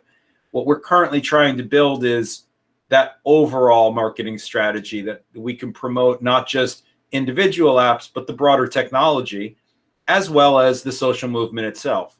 That's a little bit of an evolution. You know, we're learning how to do that better and to speak to the people that we need to speak to and really get this information out. To be honest, this event is one step down that road, because what we found is a lot of people in our community might know about one or two of these things. We haven't had a concerted marketing effort to really push them out there and build anticipation and hype, because that's not who we are, possibly to our detriment. But we're trying to take that very authentic approach of, this is what we're building, this is why, and this is what we think it'll do. It's not more complicated than that. And, you know, really, as you see some of these projects come to life, I think that will catalyze what we're doing in a very significant way. So we're looking forward to that immensely. RedShare itself, we've mentioned, just hit internal beta a day or two ago. We're testing it within the group and playing around with, you know, all the various settings, trying to break stuff before you guys can. We expect that that will be out, a little bit more back-end work to be done, and probably some improvement of the flow. But as I said earlier in the call, I think we'll expect that out by the beginning of April, I think is safe. And again, you should be seeing some other things happening in that same time frame. This is definitely one that we hope will really hit the ground running and start to solve a problem that those bands have with their fans, and being able to promote and create some income for those folks who are really out there creating music on a full-time basis and trying to live off that. That's the problem this is meant to solve, and it couldn't have come to us in a more organic way. Frankly, we couldn't have benefited more by, you know, welcoming James and JMO and the other folks on their team and in their social circles into what we're doing. And really, it's just by sharing what we have and not trying to keep it all to ourselves. That's how we grow. We meet awesome people on a daily basis. Some people, you know, joining yesterday, some people were here a year ago and want to come back. That's what Red is. And we hope that's what it'll always be, because we only get better by adding people and by adding, you know, capabilities and skills and insight. There's not a single one of us that has all the answers, but together and collectively, we've come up with some good ones. So this has taken a little longer than I had thought, since I tend to run off the mouth. So I will move on down the list here. Our major app focus, apart from that RedShare application, is one that we've talked about as being a mobile-focused social tipping and content creator reward application. A lot of folks may recognize the Red ID concept in that. We've basically taken Red ID, instead of it being the product, it's a feature. Adding naming and registering your own name so that you can get out from underneath those complex addresses, linking your social profiles to that name and to a central point. All of that is part of the core functionality of what we've designed as Red Mobile. And again, that's evolved significantly in terms of what we can deliver, because of the skills that we've added to the team, the insight and the abilities of folks that really want to help envision this and make it fantastic. Leveraging some of Google's technology, leveraging some of this reusable coding structure, and that ability to take pieces from one app and reuse them in other applications.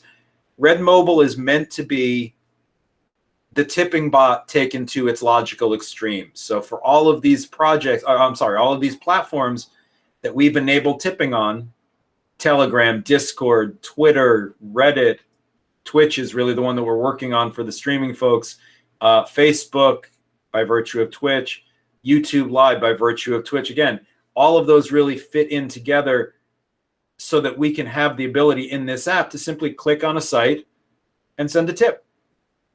That at its heart is what those tip bots are meant to do. We've had to basically challenge some of our assumptions about doing it in a fully decentralized and user protective way, because in general, the technology is either highly usable and highly, user-friendly and responsive, or it's a blockchain transaction. That evolution of the tech needs to continue to happen. But for the moment, what we've taken is sort of a hybrid approach so that we can have this integration across all of these platforms. We can have a mobile app that centralizes all of that and allows you to put together your financial information if you're collecting tips as a content creator, or who you're supporting as a fan or as a tipper on the social networks, and to be able to really engage in all those platforms as seamlessly as possible. We've started doing that in a modular fashion. You've seen we reactivated the Twitter Tipbot. We're just working through the end of reactivating the Reddit Tipbot, as John had mentioned. Both of those are really old tech that wasn't maintained. We've brought them back to life and updated them because each of those is a component of what we're trying to build as this mobile app. The extra benefit for that, of course, is if you're an existing Redhead and you had coins that you were tipped or trying to tip on any of those tip bots back in the day, those funds are now available. You can recover them and tip with them, or just cash them out and spend if that's something you want to do. Certainly on Reddit, there's some funds locked up there, on the Twitter bot as well. And those funds are really available for anybody who had them and has access to their account, and you just claim them and do what you're going to do with them. That really speaks to something that's important to me as the project leader for this team, that we always take the time to really provide the protection and the safety and the trust that we've associated with our reputation at this point, and really honor that in everything that we do. So bringing that money back through those tip bots, as well as sort of integrating them into the new application, just really speaks to Redd's approach to things throughout. And that's something that we hope people will notice and realize, there's a lot of opportunity for scam and theft and fraud in the crypto space, especially. We've been very honorable about what we do, and we try to maintain that as a point of honor, that just because funds are entrusted to the team, that's something we take very seriously. And you'll see that in all of our products as we try to design them to be non-custodial and to have your keys under your control.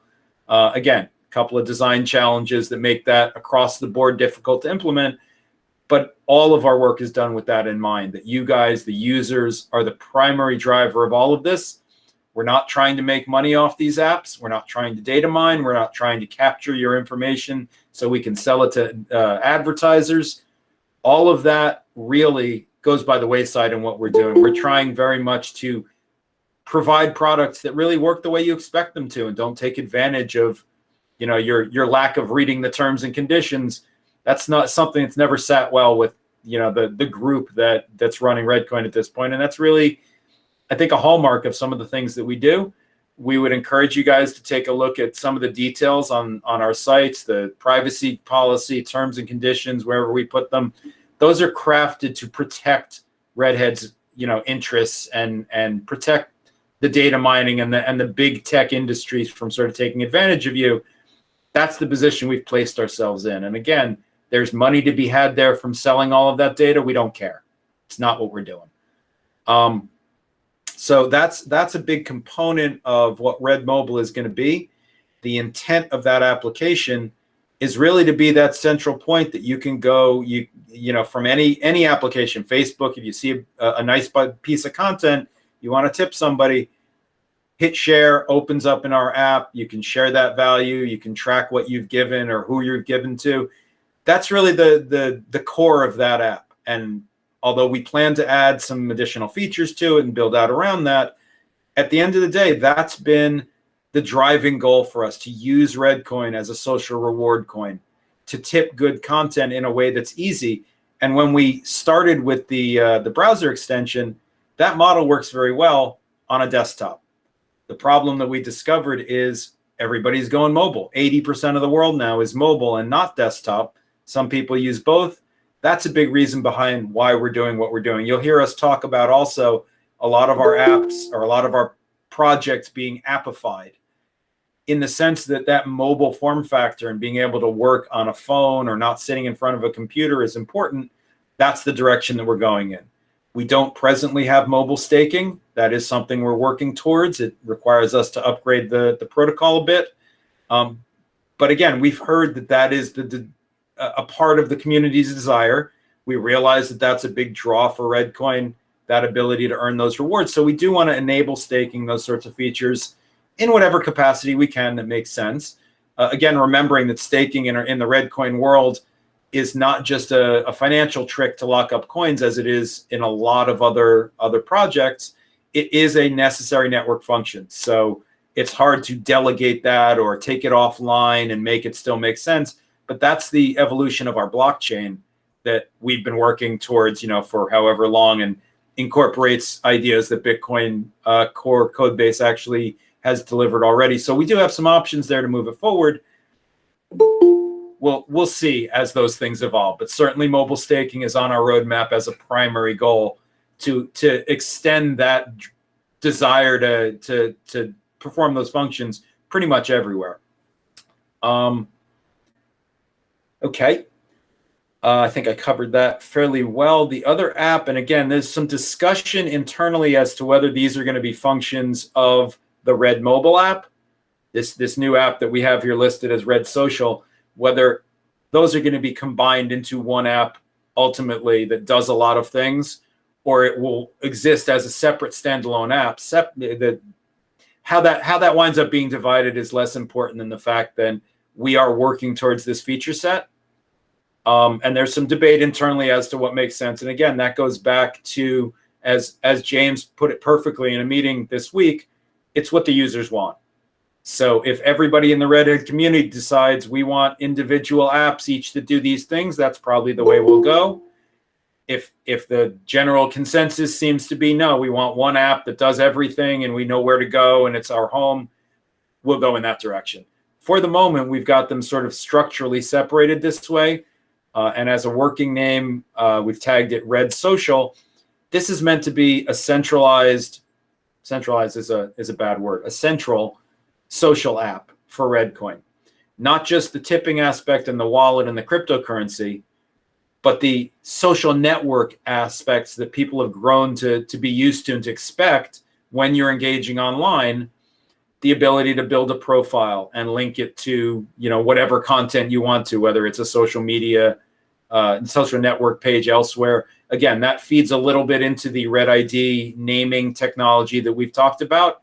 While that will be a function of the Redd mobile app, there's no reason to think it also won't be supported in Redd Social if this is a separate app, because again, it's that reuse of technology and functionality. We can take components from one app and build them into another, or cross those apps and publish information one to another. So it makes it a very flexible and fluid approach to what we're doing. But in general, that Redd Social app, as I currently envision it, or we currently envision it, there's a reason I choose those words, but it's meant really to enable the social networking aspect of it. Finding local Redhead groups, maybe meetups, businesses that accept ReddCoin or want to accept ReddCoin, basically anybody that's part of that ecosystem that we would want to have connectivity to. And that app gives us an ability to really control that user experience, provide information there as another social channel that may or may not be appropriate to the other, the Redd mobile app, and really do a lot of engagement. You'll see a lot of that functionality in other communities that they've really built that this is our networking app. We hadn't really seen the need for that up until we really saw some compelling work by some other teams and really got inspired. The discussion of how can we expose those Redhead resources and get people engaged and noticing that there are Redheads around really is what feeds into that, as well as the ability to facilitate, as we grow, we could plan meetups in there and arrange groups and all of that kind of stuff. It really is dependent on how well accepted that model is for folks wanting to contribute in the Redhead space. But again, it's a fairly easy app to build. It's fairly easy to maintain and evolve, and that's a bit different from our earlier approaches with the Electrum Red and the other products we've put out on a more manual basis. And it really amps up our abilities to deliver some of this functionality that people really take for granted.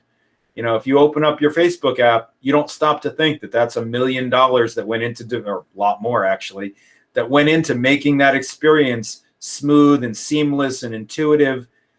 We have some skills around that, and we're trying our hardest to do that, but it is deceptively difficult to match up with what some of these billion-dollar industries have come up with. Nevertheless, I think you'll be very impressed as we come out with the new look, the new version, the new level of integration with these products. And again, you'll start seeing them very quickly. That first app, RedShare, should be out, we're hoping, by the end of the month. These others will be following right behind it. And again, some of them are apps, some of them are more services, if you will. This is an example. This next one, Red.help, technically is an app, and we probably will appify it at some point. But for the moment, it is our central help resource. We've set up a help desk. We're building out the FAQs and the knowledge base to really allow people to self-service and help, you know, for the common questions.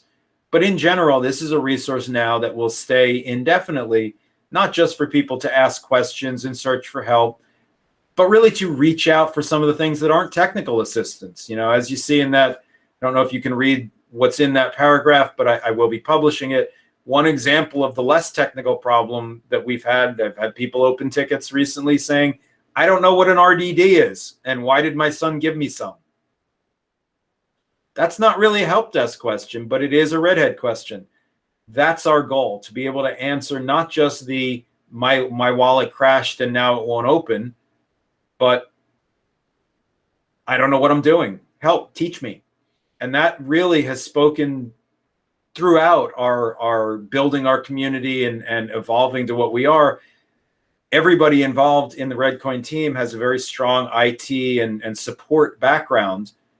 And that really has evolved into individually helping redheads as they run into problems. Myself, Yavuz Salim, who I don't believe is on the call, has been killing it on the support side with our help desk and helping people out in Reddit and really walking people through things. Again, one of the unsung heroes of what we're doing. I spent endless hours doing that myself for quite some time, and having people join in to help really expands what we're able to do by sharing the load. That's what we're asking for from you guys, that it is, you know, if you care about it, if you have the knowledge to help, we have a help desk. Come be a help guy or girl. We really want people to share knowledge and to share what ReddCoin is, because it's not an uncomplex topic, let's say. And Red.help, again, you can visit at any time. You can open tickets. You can track what you're doing, as well as reach out directly to our help team and be escalated to myself or John or Tim if something that you might need, you know, requires attention. It's another way we've tried to be able to engage the community and provide those resources where people don't know where to go. By the time we get to redcoin.com and bring that out as that central resource, and again, Michael spoke a bit to that. It's been complex to build, but should be with us shortly, certainly on a limited launch to bring out some of the pages so that it's not delayed terribly. But that is where we are. We're trying to centralize that information and make it easy to access, easy to use, easy to consume. If you guys have suggestions, if any redheads want to help or create that material or help in any of those functions, we are constantly going to be throwing that offer out there. Anybody that wants to help can just, you know, be reasonably adult and professional about it, and we'll get along fine. We want you. We want you to pitch in. We want you to help. This is for everybody who wants to be a part of it. So Red.help, our help desk and help center, you can always ask, you know, directly in channels pretty much anywhere. But we are encouraging folks for the tracking and response and to be able to measure what we're doing, to head over to Red.help and get the help you need. Okay, moving on, the centerpiece of our technical expert or technical infrastructure, I should say, the ReddCoin core wallets. We basically froze development after our release of POSV v2. Our current reference version is version 3.10.3. I'm sure you all know that. If you don't have that version running, you should. If you're running an older version 2.0, you're going to be having, or 2. anything, you're going to be having a lot of problems if you're not already aware of that. Even the earlier versions of the version 3 train had some fee issues with them. So we do encourage everybody to be running the current reference version 3.10.3. To that end, we will be probably in the next month or so rolling out an updated version to accommodate a number of things. We've had some bug fixes that need to be rolled in.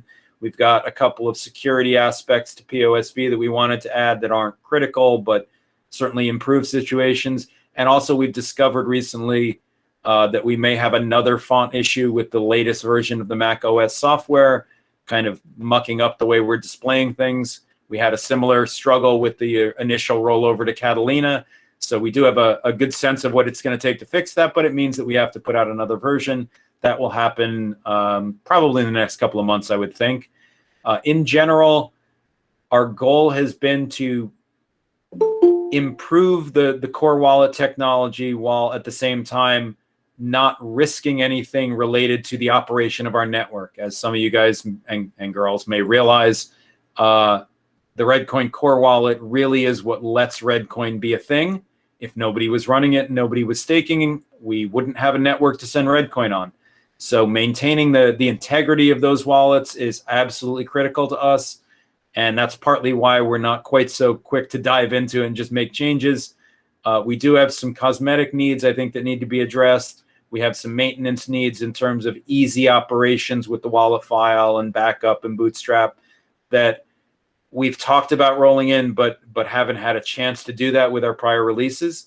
So we're hoping that not only will we have some development on that front to report in the next little while, we will also be assigning some resources to look at the look and feel of the wallet itself, really to at least bring it up into this decade, if not, the next. So it's a bit old. We realize that there are some performance issues that, traditionally have, I'll use the word, haunted us.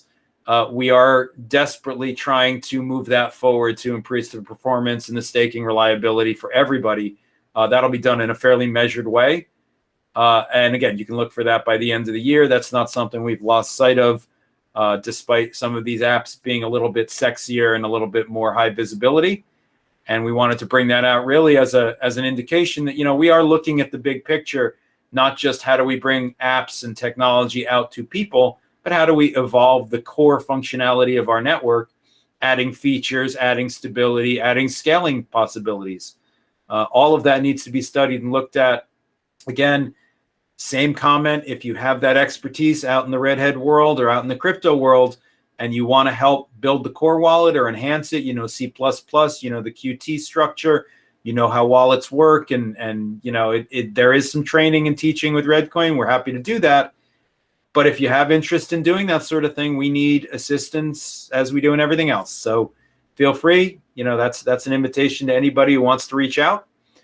And again, it's any project that really, you get excited about. If you don't want to work on the core wallet, we've got a Red.Academy effort that's been spun up. It's taken on a little bit of what we call in the IT industry scope creep. And that's when you start with A and somebody says, well, let's do this.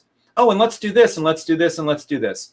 So we are in the process of scoping out exactly what that's going to look like. Red Academy as a concept started from the idea that we need to educate redheads. We need to share information visually and videos that people are going to really watch. We came up with the idea of, we have POSV funds, why not incentivize you guys to watch and earn a couple of ReddCoin in the process? That whole idea has turned into a training effort in which students would get paid ReddCoin for watching videos, for going through these training processes. Instead of paying tuition to go to school, why shouldn't you be paid to learn? Makes sense to me.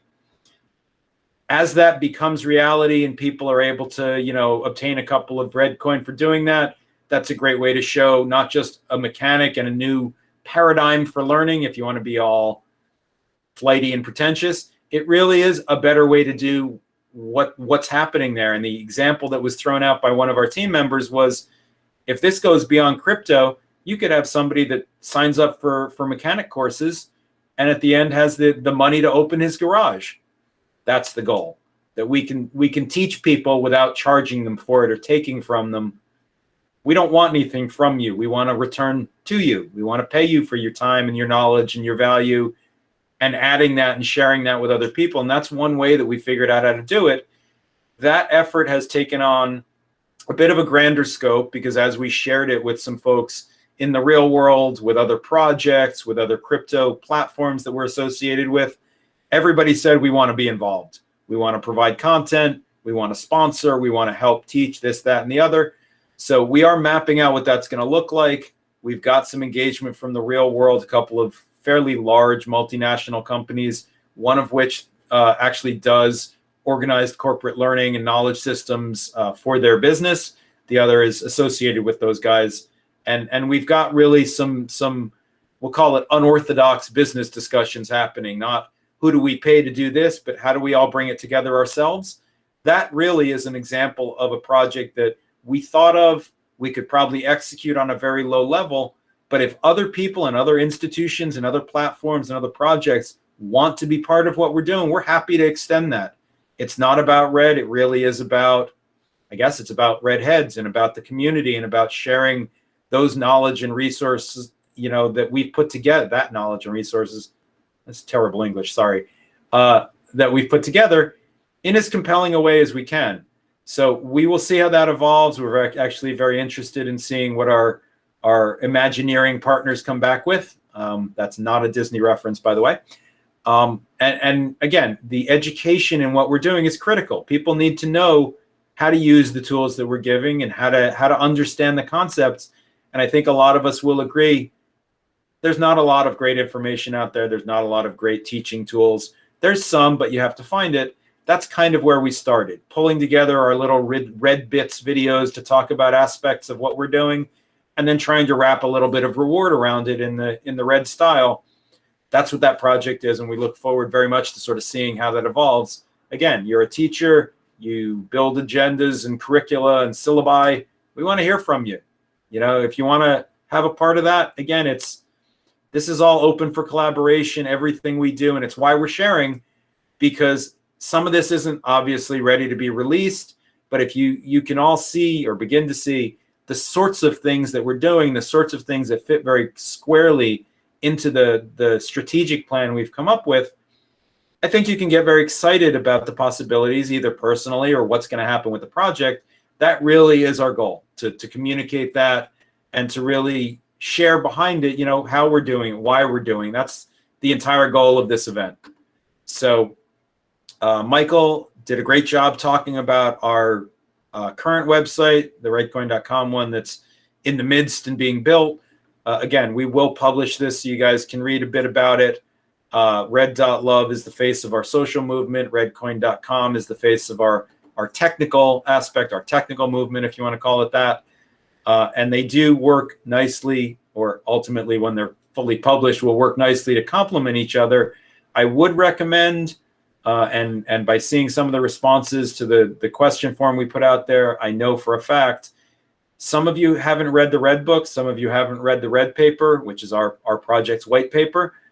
Just to be clear, the Red paper covers POSV version 2, staking, the technology behind what we're doing, as well as the Redcoin Restitution Fund, the Redcoin Charity Fund, how we do what we do and how that's enabled. All of that is in our Red paper. Most projects call it a white paper. Being who we are, we call it a Red paper. I would encourage folks to take a look at that. It's a little bit technical, at least at the beginning, but it does give a good sense of what we're about on the technical side. The Red book is that same describing document for our social movement, for Project Red. So it explains more about the values and the philosophy behind Project Red and how that sort of interacts with the technology. I would encourage everybody who wants to really understand our goals and what we're doing in this project to take the time, and I've linked them in this document. You can take a look at it later.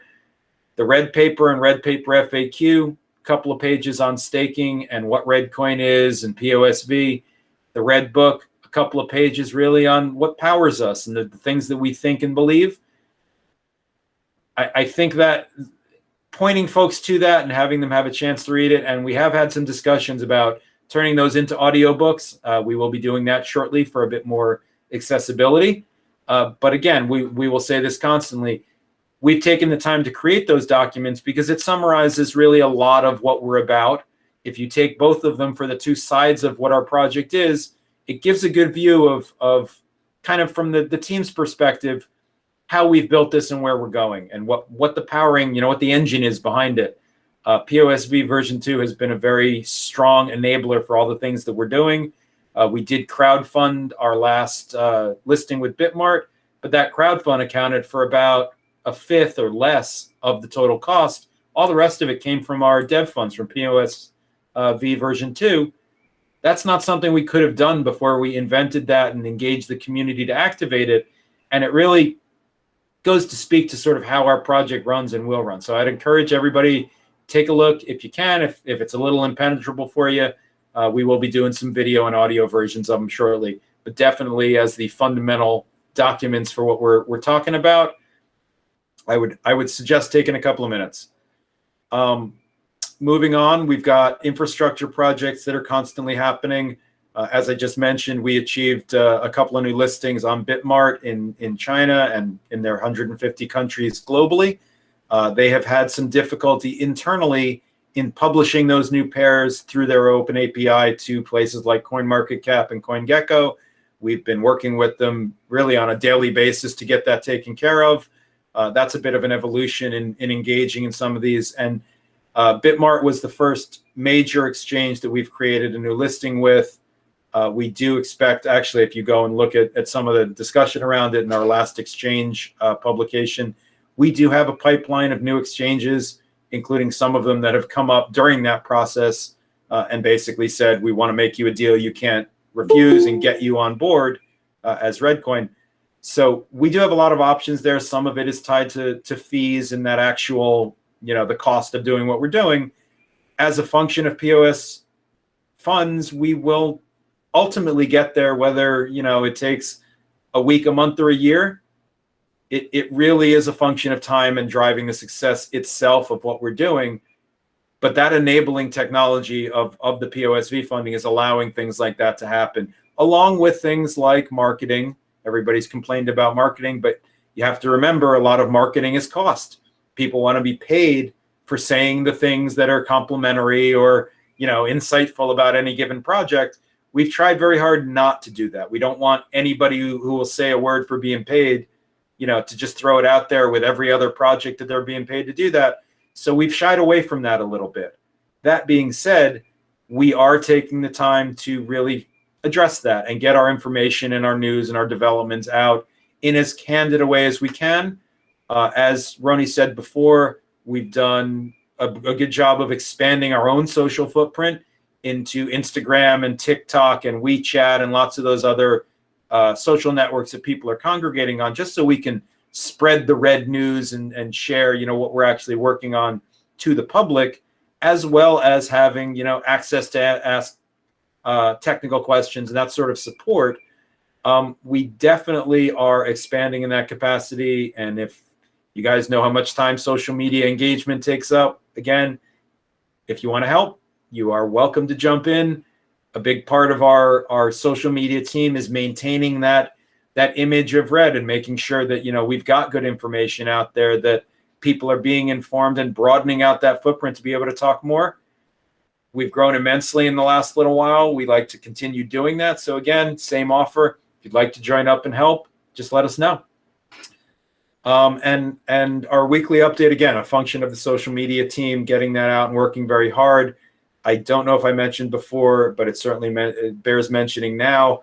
We've agreed to spin up a regular, we're not sure what we're going to call it, but a ReddCoin podcast, probably on a monthly basis because of the work involved, probably with a little music break from our friends J-Mo and Glowstick Willie, because, but really meant to be another channel to really engage other people from the crypto space, to bring on guests, since we have a very wide network of people that are very friendly to ReddCoin. And, our redheads are everywhere. I've joked about it being a bit like Fight Club, but, trifle happier. We really do have redheads almost everywhere.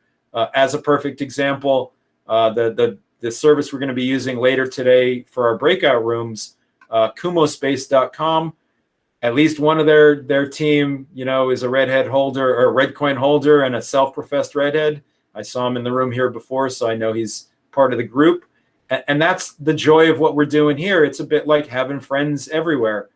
You know, when somebody tells you, I'm a redhead too, or I hold red, or I trade, it feels good.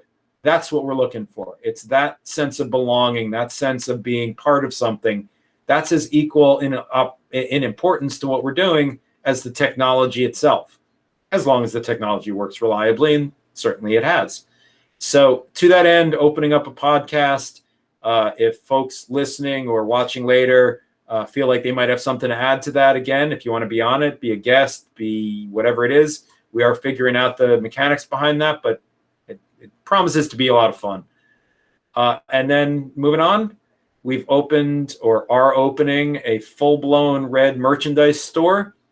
It's going to be fulfilled externally to our team, so we're not spending time doing that stuff to the exclusion of the dev work.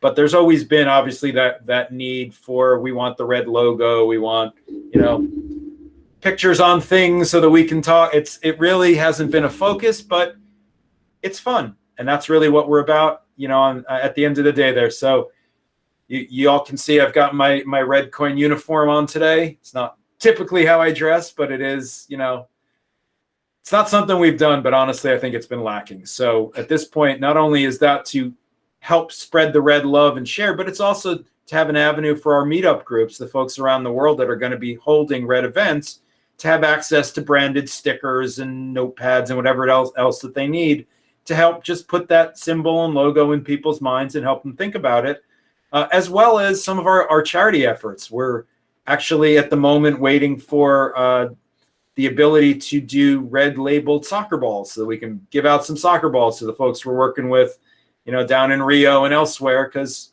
hey, who doesn't like playing soccer? It really is things like that. It's a way of bringing that branding and that logo out more into the world. So we'd encourage folks, as that comes live, buy whatever you like, wear whatever you like, join the team, you know, be a walking billboard if you want. Seems like fun. Other than that, okay, we did touch on the ReddCast is the name that we've put on it. That's our podcast. We are tentatively planning, and again, the word is tentative because COVID and social distancing and the reality of the world that we're sitting in right now. But we do have the ability, again, thanks to JMO and the band and his expertise, to throw Redd Music Fest, really do something fantastic and live without a lot of cost involved, simply as a, you know, let's have some fun together and spread the Redd spirit, share a little bit of ReddCoin information if we need to, maybe give out some wallets, things like that. But, you know, really more a function of being social and fun and engaged, because that's what Redd is meant to be, not just some way to make money. I think we've harped on that quite a bit. This is another one that we are tentatively working on and may happen, you know, at the turn of an agreement. So I didn't want to include this. Again, the folks that are on the technical side that want to build, that want to hack, that want to, you know, test the security and provide new systems. And there are a lot of you out there. Absolutely, we want to hear from you. If you don't want to work as part of the team, you can take a look at our GitHub or other code and you know, provide pull requests and submit your work that way. We did have somebody just recently take it upon themselves to provide keep key integration code. That's waiting for inclusion in the Shapeshift keep key repo when they actually accept it. But that's something that somebody in our community was inspired to do, simply because they had the skills and the knowledge and the know-how and wanted to drive ReddCoin forward. That's fantastic. If there are other folks out there that want to do the same thing, and that's Great Wolf was his screen name, just to give him a little shout out for doing that work.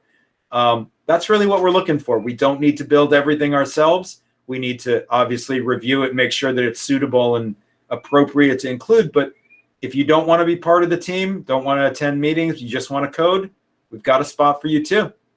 You'll have to talk to me or John or somebody first, but promise we won't harp too much on the interaction. You can sit in your cave and code, because we know that that's what people like to do. And seriously, you know, it's meant to be accessible to everybody out there, coders, non-coders. You know, again, we can't say that enough. We want you to help. And speaking to that, you know, we are, as part of this offer that we received, we are planning to, if at all possible, engage, go to DEF CON in August and arrange a ReddCoin hackathon, create some good, cool products, maybe find some security issues with our current ones, that kind of stuff. that should be an interesting event all by itself. We don't promise that that's going to happen right now. We think so, but we're not 100% sure. It is pretty exciting though, so we wanted to share it as a possibility. And that's a good overview. And I know, you know, we've gone through a number of these projects. There are some other things that are even less fleshed out that we have on the list of things we'd like to do.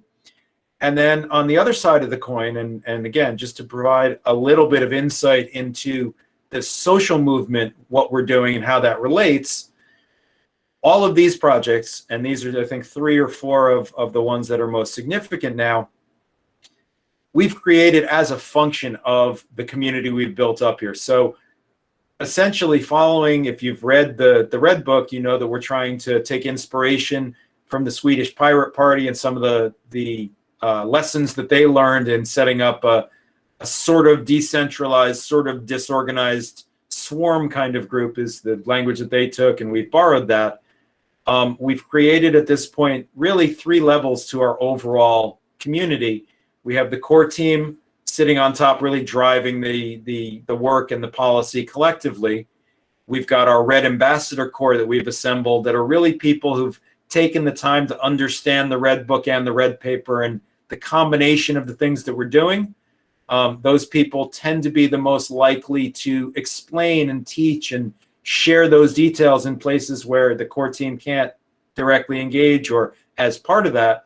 And that's really the group now that our channel admins and our outreach coordinators and our meetup folks are going to belong to, as a function really of organizing, but also having that confidence in the group of ambassadors behind everything that we do. And then below that, we have our general kind of redhead group, which I think everybody falls into here, obviously. Some of you are ambassadors. Every one of you are redheads, including the core team. It's not meant to be really a hierarchy as much as a basic organization. So, you know, if you see somebody that's got a Red Ambassador, you know, name, or it's on his bio or her bio, you can reach out and ask, you know, and know that you'll be not chased away and not banned. And, you know, if you need help, ask. That's what we're there for. And really, the ambassador group is forming that front line of really motivated folks who want to provide good information and explain to folks who are, let's say, focused on price or focused on when will you market, when will you market. Those are the front line of folks that are going to explain some of that stuff in the way that we've just spent a couple hours doing, or even just pointing to this video. But that's what the idea that it is very inclusive. If you want to be an ambassador, we've got a form out there. I'll make sure that it's added to the document here as well. I think it is already. For applying to the ambassador core and becoming active in that way. It's not a full-time job. It's not a paid job. It's not going to take away anything from your life other than what you might choose to offer. And we are certainly encouraging that level of engagement because we are a family and we're a growing family. I think at this point, I probably know fairly well everybody who's in the ambassador group, and I would trust each and every one of them to, you know, defend and explain ReddCoin the same as I would. I want people to have that comfort level with what we're doing so that everybody knows and everybody can explain or benefit from that aspect going to some of these events as we're branching out into the real world. It is going to take all of us to help bring the next round of redheads into what we're doing and explain the apps, explain the technology. Maybe some of you folks sitting there are thinking, hey, I could start a meetup, you know, locally or talk to people or teach. That's what we want. That's what we want. That's the nature of a Red Ambassador. It's somebody that sees what we're doing and says, I got to get in there. I got to be part of that. I got to share that with the world. That's all we want. It's the only requirement. That's as tough of an interview as you'll have. Reach out. You know, if you want to be part of what we're doing, if the tech scares you, but you really want to do some good locally and the social movement kind of makes some sense to you, let us know. You know, nothing more to it than that. And an example of some of those things that have really picked up speed recently, the Red Pizza Party was simply an idea patterned after another subreddit on Reddit called Random Acts of Pizza. They've been feeding hungry people for a while, and we put our own little twist on that. That's something that's just beginning to be a thing. But what it's brought already is some other folks who saw that idea and said, well, I'm doing this. Could you help me? It's not the same idea as the pizza party. It's exactly on brand with ProjectRedd and the social aspects of what we're doing. And it feels good to help. That's the bottom line. So we're engaging with things like that wherever we can. If a couple of bucks worth of ReddCoin from our POSV will improve people's lives, that's what we want to do. So we've got that allocation for charity and for community funds. That's 20% of our overall funds. We're spending that in these capacities to help little issues, little efforts become bigger, to really touch individuals, as opposed to donating to the larger charities where, you know, our little bit of help might get lost. Our message is, we're here to help. We're here to belong. We're here to, you know, to reach out to folks. Not in any, you know, any other way than really being as honest as we can about it. And in that way, we've changed little bits of people's lives already and helped them see, well, if I do that for this person and they do that for this person, that's that chain reaction that we're looking for. It's not really got that much to do with the tech. It's more about the environment that we've built in the community. That to us is just as beautiful as the technology side, and just as hard hitting and able to provide change to the world that we all very much need. That's the core. That's the beauty of what we're doing on that side. And it really is something that, you know, everybody on the team has realized is important. You know, it's not just about money, although it's about security and safety. It's about care. It's about love. It's about reaching out to folks that have less or are feeling scared, or and we'll admit it sounds a little naive and weird for a cryptocurrency project to be going that direction. Hopefully, from some of these insights that we've shared, and the team has shared, you know, a lot of what they're doing as well. Hopefully that makes some sense to the audience here and to folks watching it later on, why we're doing what we're doing and what the future is going to bring for ReddCoin, how that fits together. And I think we've coming to the end of this. We do have a couple of other little pieces of that ProjectRedd side I briefly wanted to touch on, and we're actually doing okay on time, so that's good. One of the initiatives that came out of our Telegram channel, actually from one of the redheads, who I won't call out by name at the moment, but he knows who he is, took my challenge to take an idea and just document it and make, you know, look at the details. Stepped up and said, okay, I want to do this. That's turned into another app or another effort to sort of create a system that will allow people to bring people deserving of help, people deserving of a little bit of, you know, little bit of money, a little bit of attention, a little bit of actual help to the community's notice, so that we can look at them and vote on them and see what's, you know, appropriate for our community to do. Have that paid by POSV funds, so nobody's really going out of pocket if they want to help and they don't have the means to do it. And to really be on the ground helping individuals who need that hand, that lift, that, you know, just that little hand up means a lot to people. And I'm sure everybody listening to this knows, every one of you has been in that position yourself. I've been in that position myself. Everyone on the team has. That's part of what we're building these things for, because it's a common shared experience that we don't know what we're doing and we're scared of what might happen. And it's a softer side than what you're traditionally used to in the crypto world, but that's who Redd is. And we started there with building a restitution fund so that we could pay people back when they lost coins. It's that same level of support. It's that same level of, we could keep this all to ourselves, but then where's the fun in that? And, you know, what's the benefit? And so our goal is to share and to give and to help. And the more people we can get engaged in that, the more of a chain reaction, the more of a global effect we have. It starts with apps like this. So if that's something of interest to you, you want to help make that a reality, again, or you have an idea and you haven't seen it done, or there's a community that, you know, sort of fits. We had one new arrival tell us all about his engagement with a local theater group and how they target at-risk youth and, you know, people who again, just generally need help and are isolated. If we can bridge the gap to those people with ReddCoin and with the idea that you're not alone, even if you're at the other end of a computer, that's as valid a project as Redd ID is for what we're looking to do right now. And it grows our ecosystem and our space in slightly different ways. but it provides value for what we're doing, that it's all just not about let's all make money. The value there is really, let's make a difference in the world. Let's change some people's lives. Let's make things better. Might be pretentious. We know that it might be. It's still a valid goal, and that really is a big part of what we're doing here. So the very last thing is really less of a project and more of a general tone of how ProjectRedd operates. We can't do everything for everyone. We can enable some things in terms of moving value around and engaging the community and really harnessing the power to, if you want to call it, share love or share help or share care.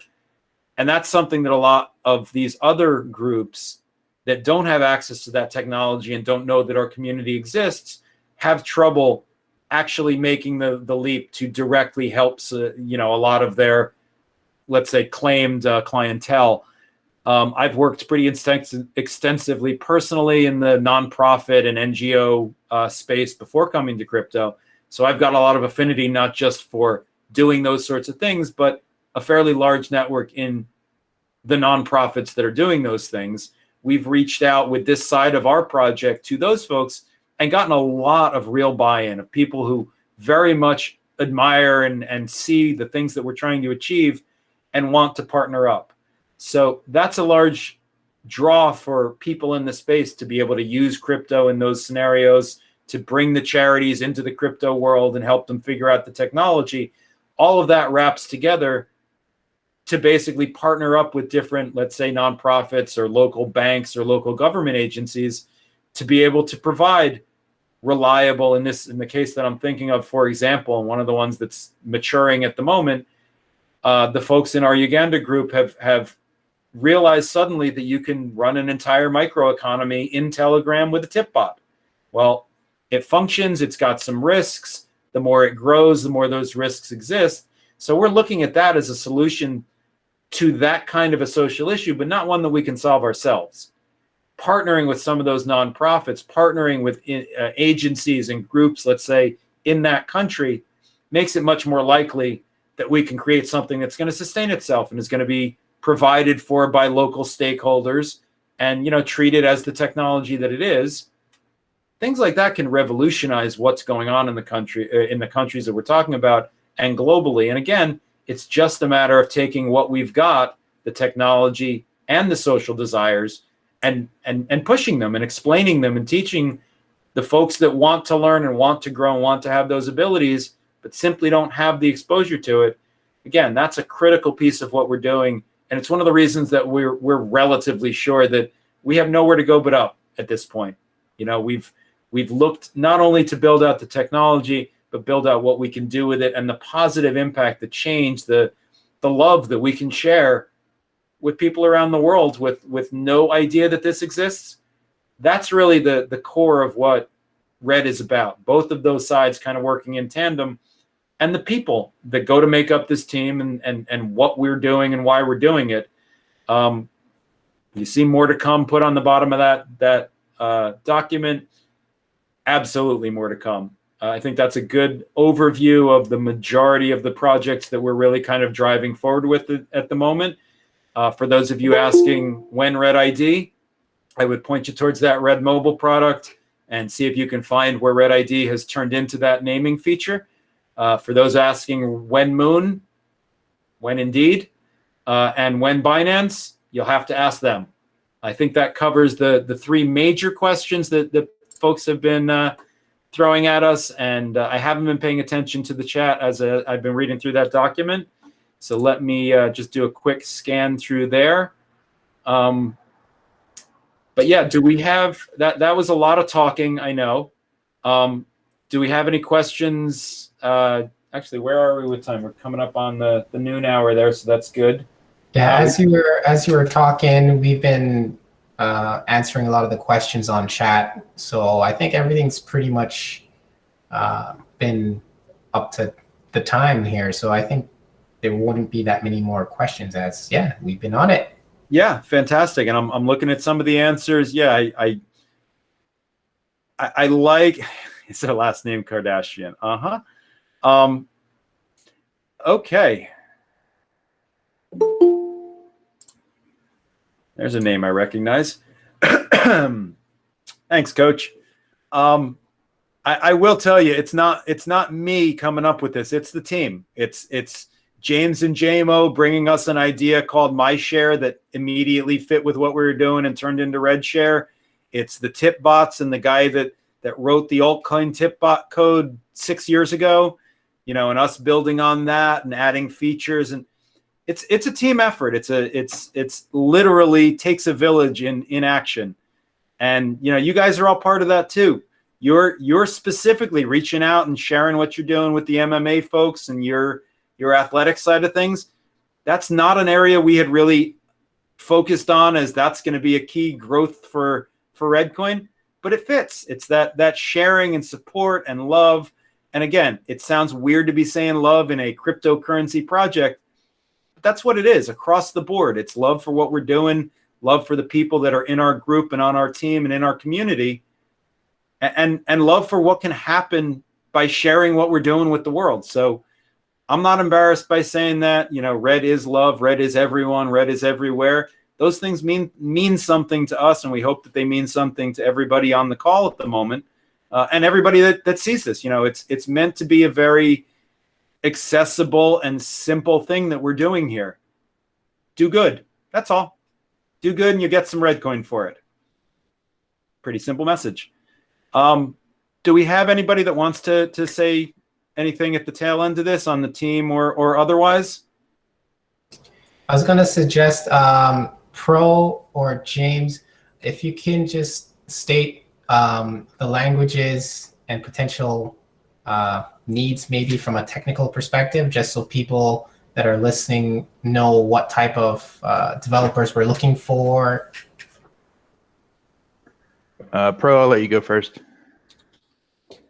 Yeah, I know Jose in the chat mentioned that he has Golang experience. So we are actually looking for a Golang developer, for a Rosetta API that's going to integrate with Coinbase. So definitely that, Flutter developers for mobile apps, Node.js developers, pretty much anything. So yeah. Yep, and I'm just dropping in the chat here if anybody wants to reach out directly and you're not sure how, you can always just email info@redcoin.com or info@red.love. That actually goes directly to me, so I will see it, and we'll take it from there.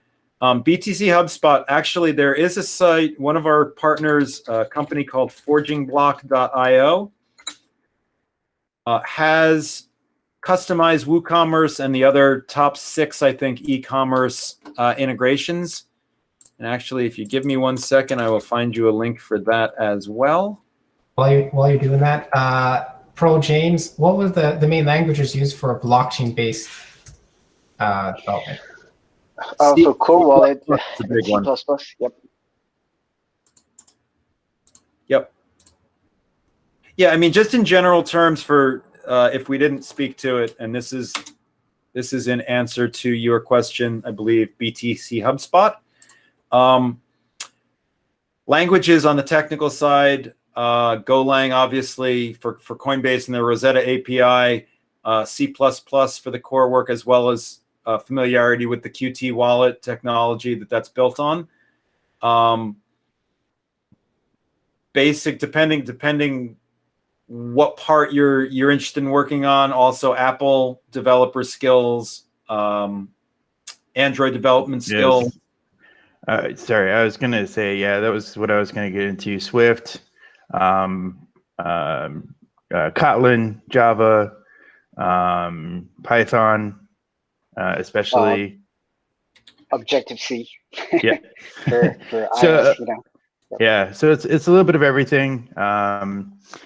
But we are moving in a lot of different ways with our technical advancements, and getting to a state to where, like I said earlier, we're simplifying the process for a lot of things, and utilizing more cloud-based servers than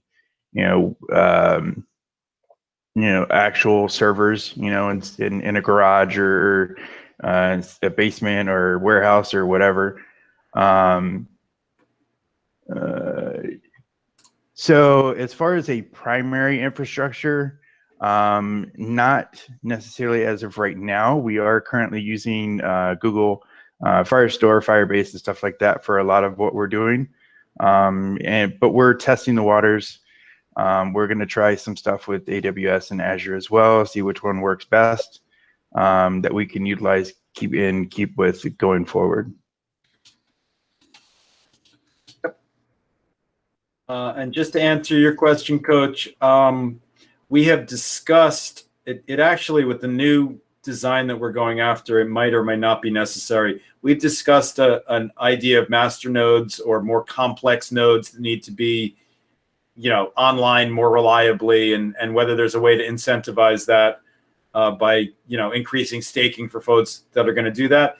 That would be in the concept of using the same kind of peer-to-peer tech that exists in the core wallet right now for the ReddCoin chain itself, using, let's say, ReddID, which is going to be a separate chain, a side chain, replicating that with the same kind of node peer-to-peer technology.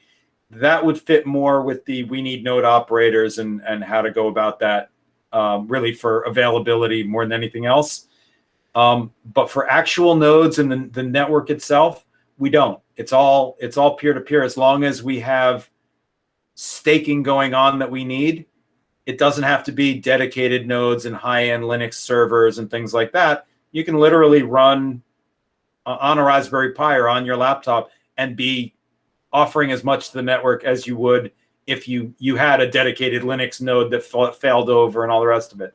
So it's more about the breadth of people staking and being active there than the sort of commercial grade node operators. That may change in the future, but for the moment, the answer really is the more people staking, the better for us. Doesn't really need to be a dedicated thing, or 24/7 for that matter.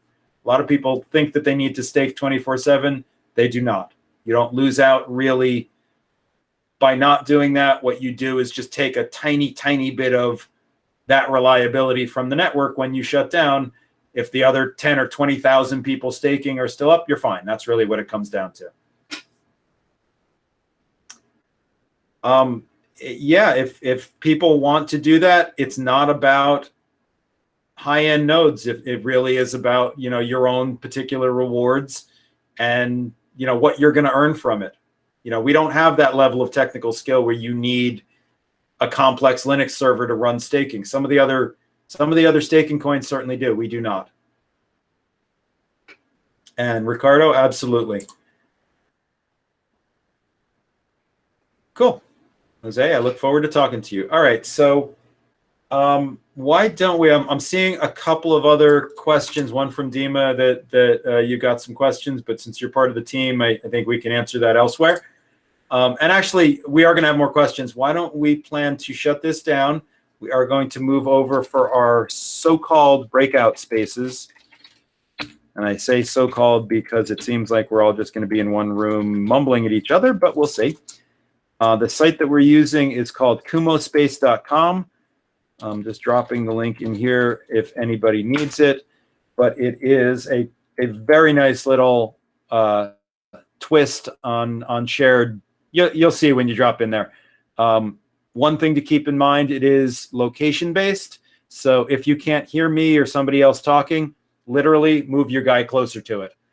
And that's in Kumo Space as we switch over there. Other than that, I think if we don't have any other closing comments from the team, I'll throw it open for a moment. Anybody wants to say anything before we go?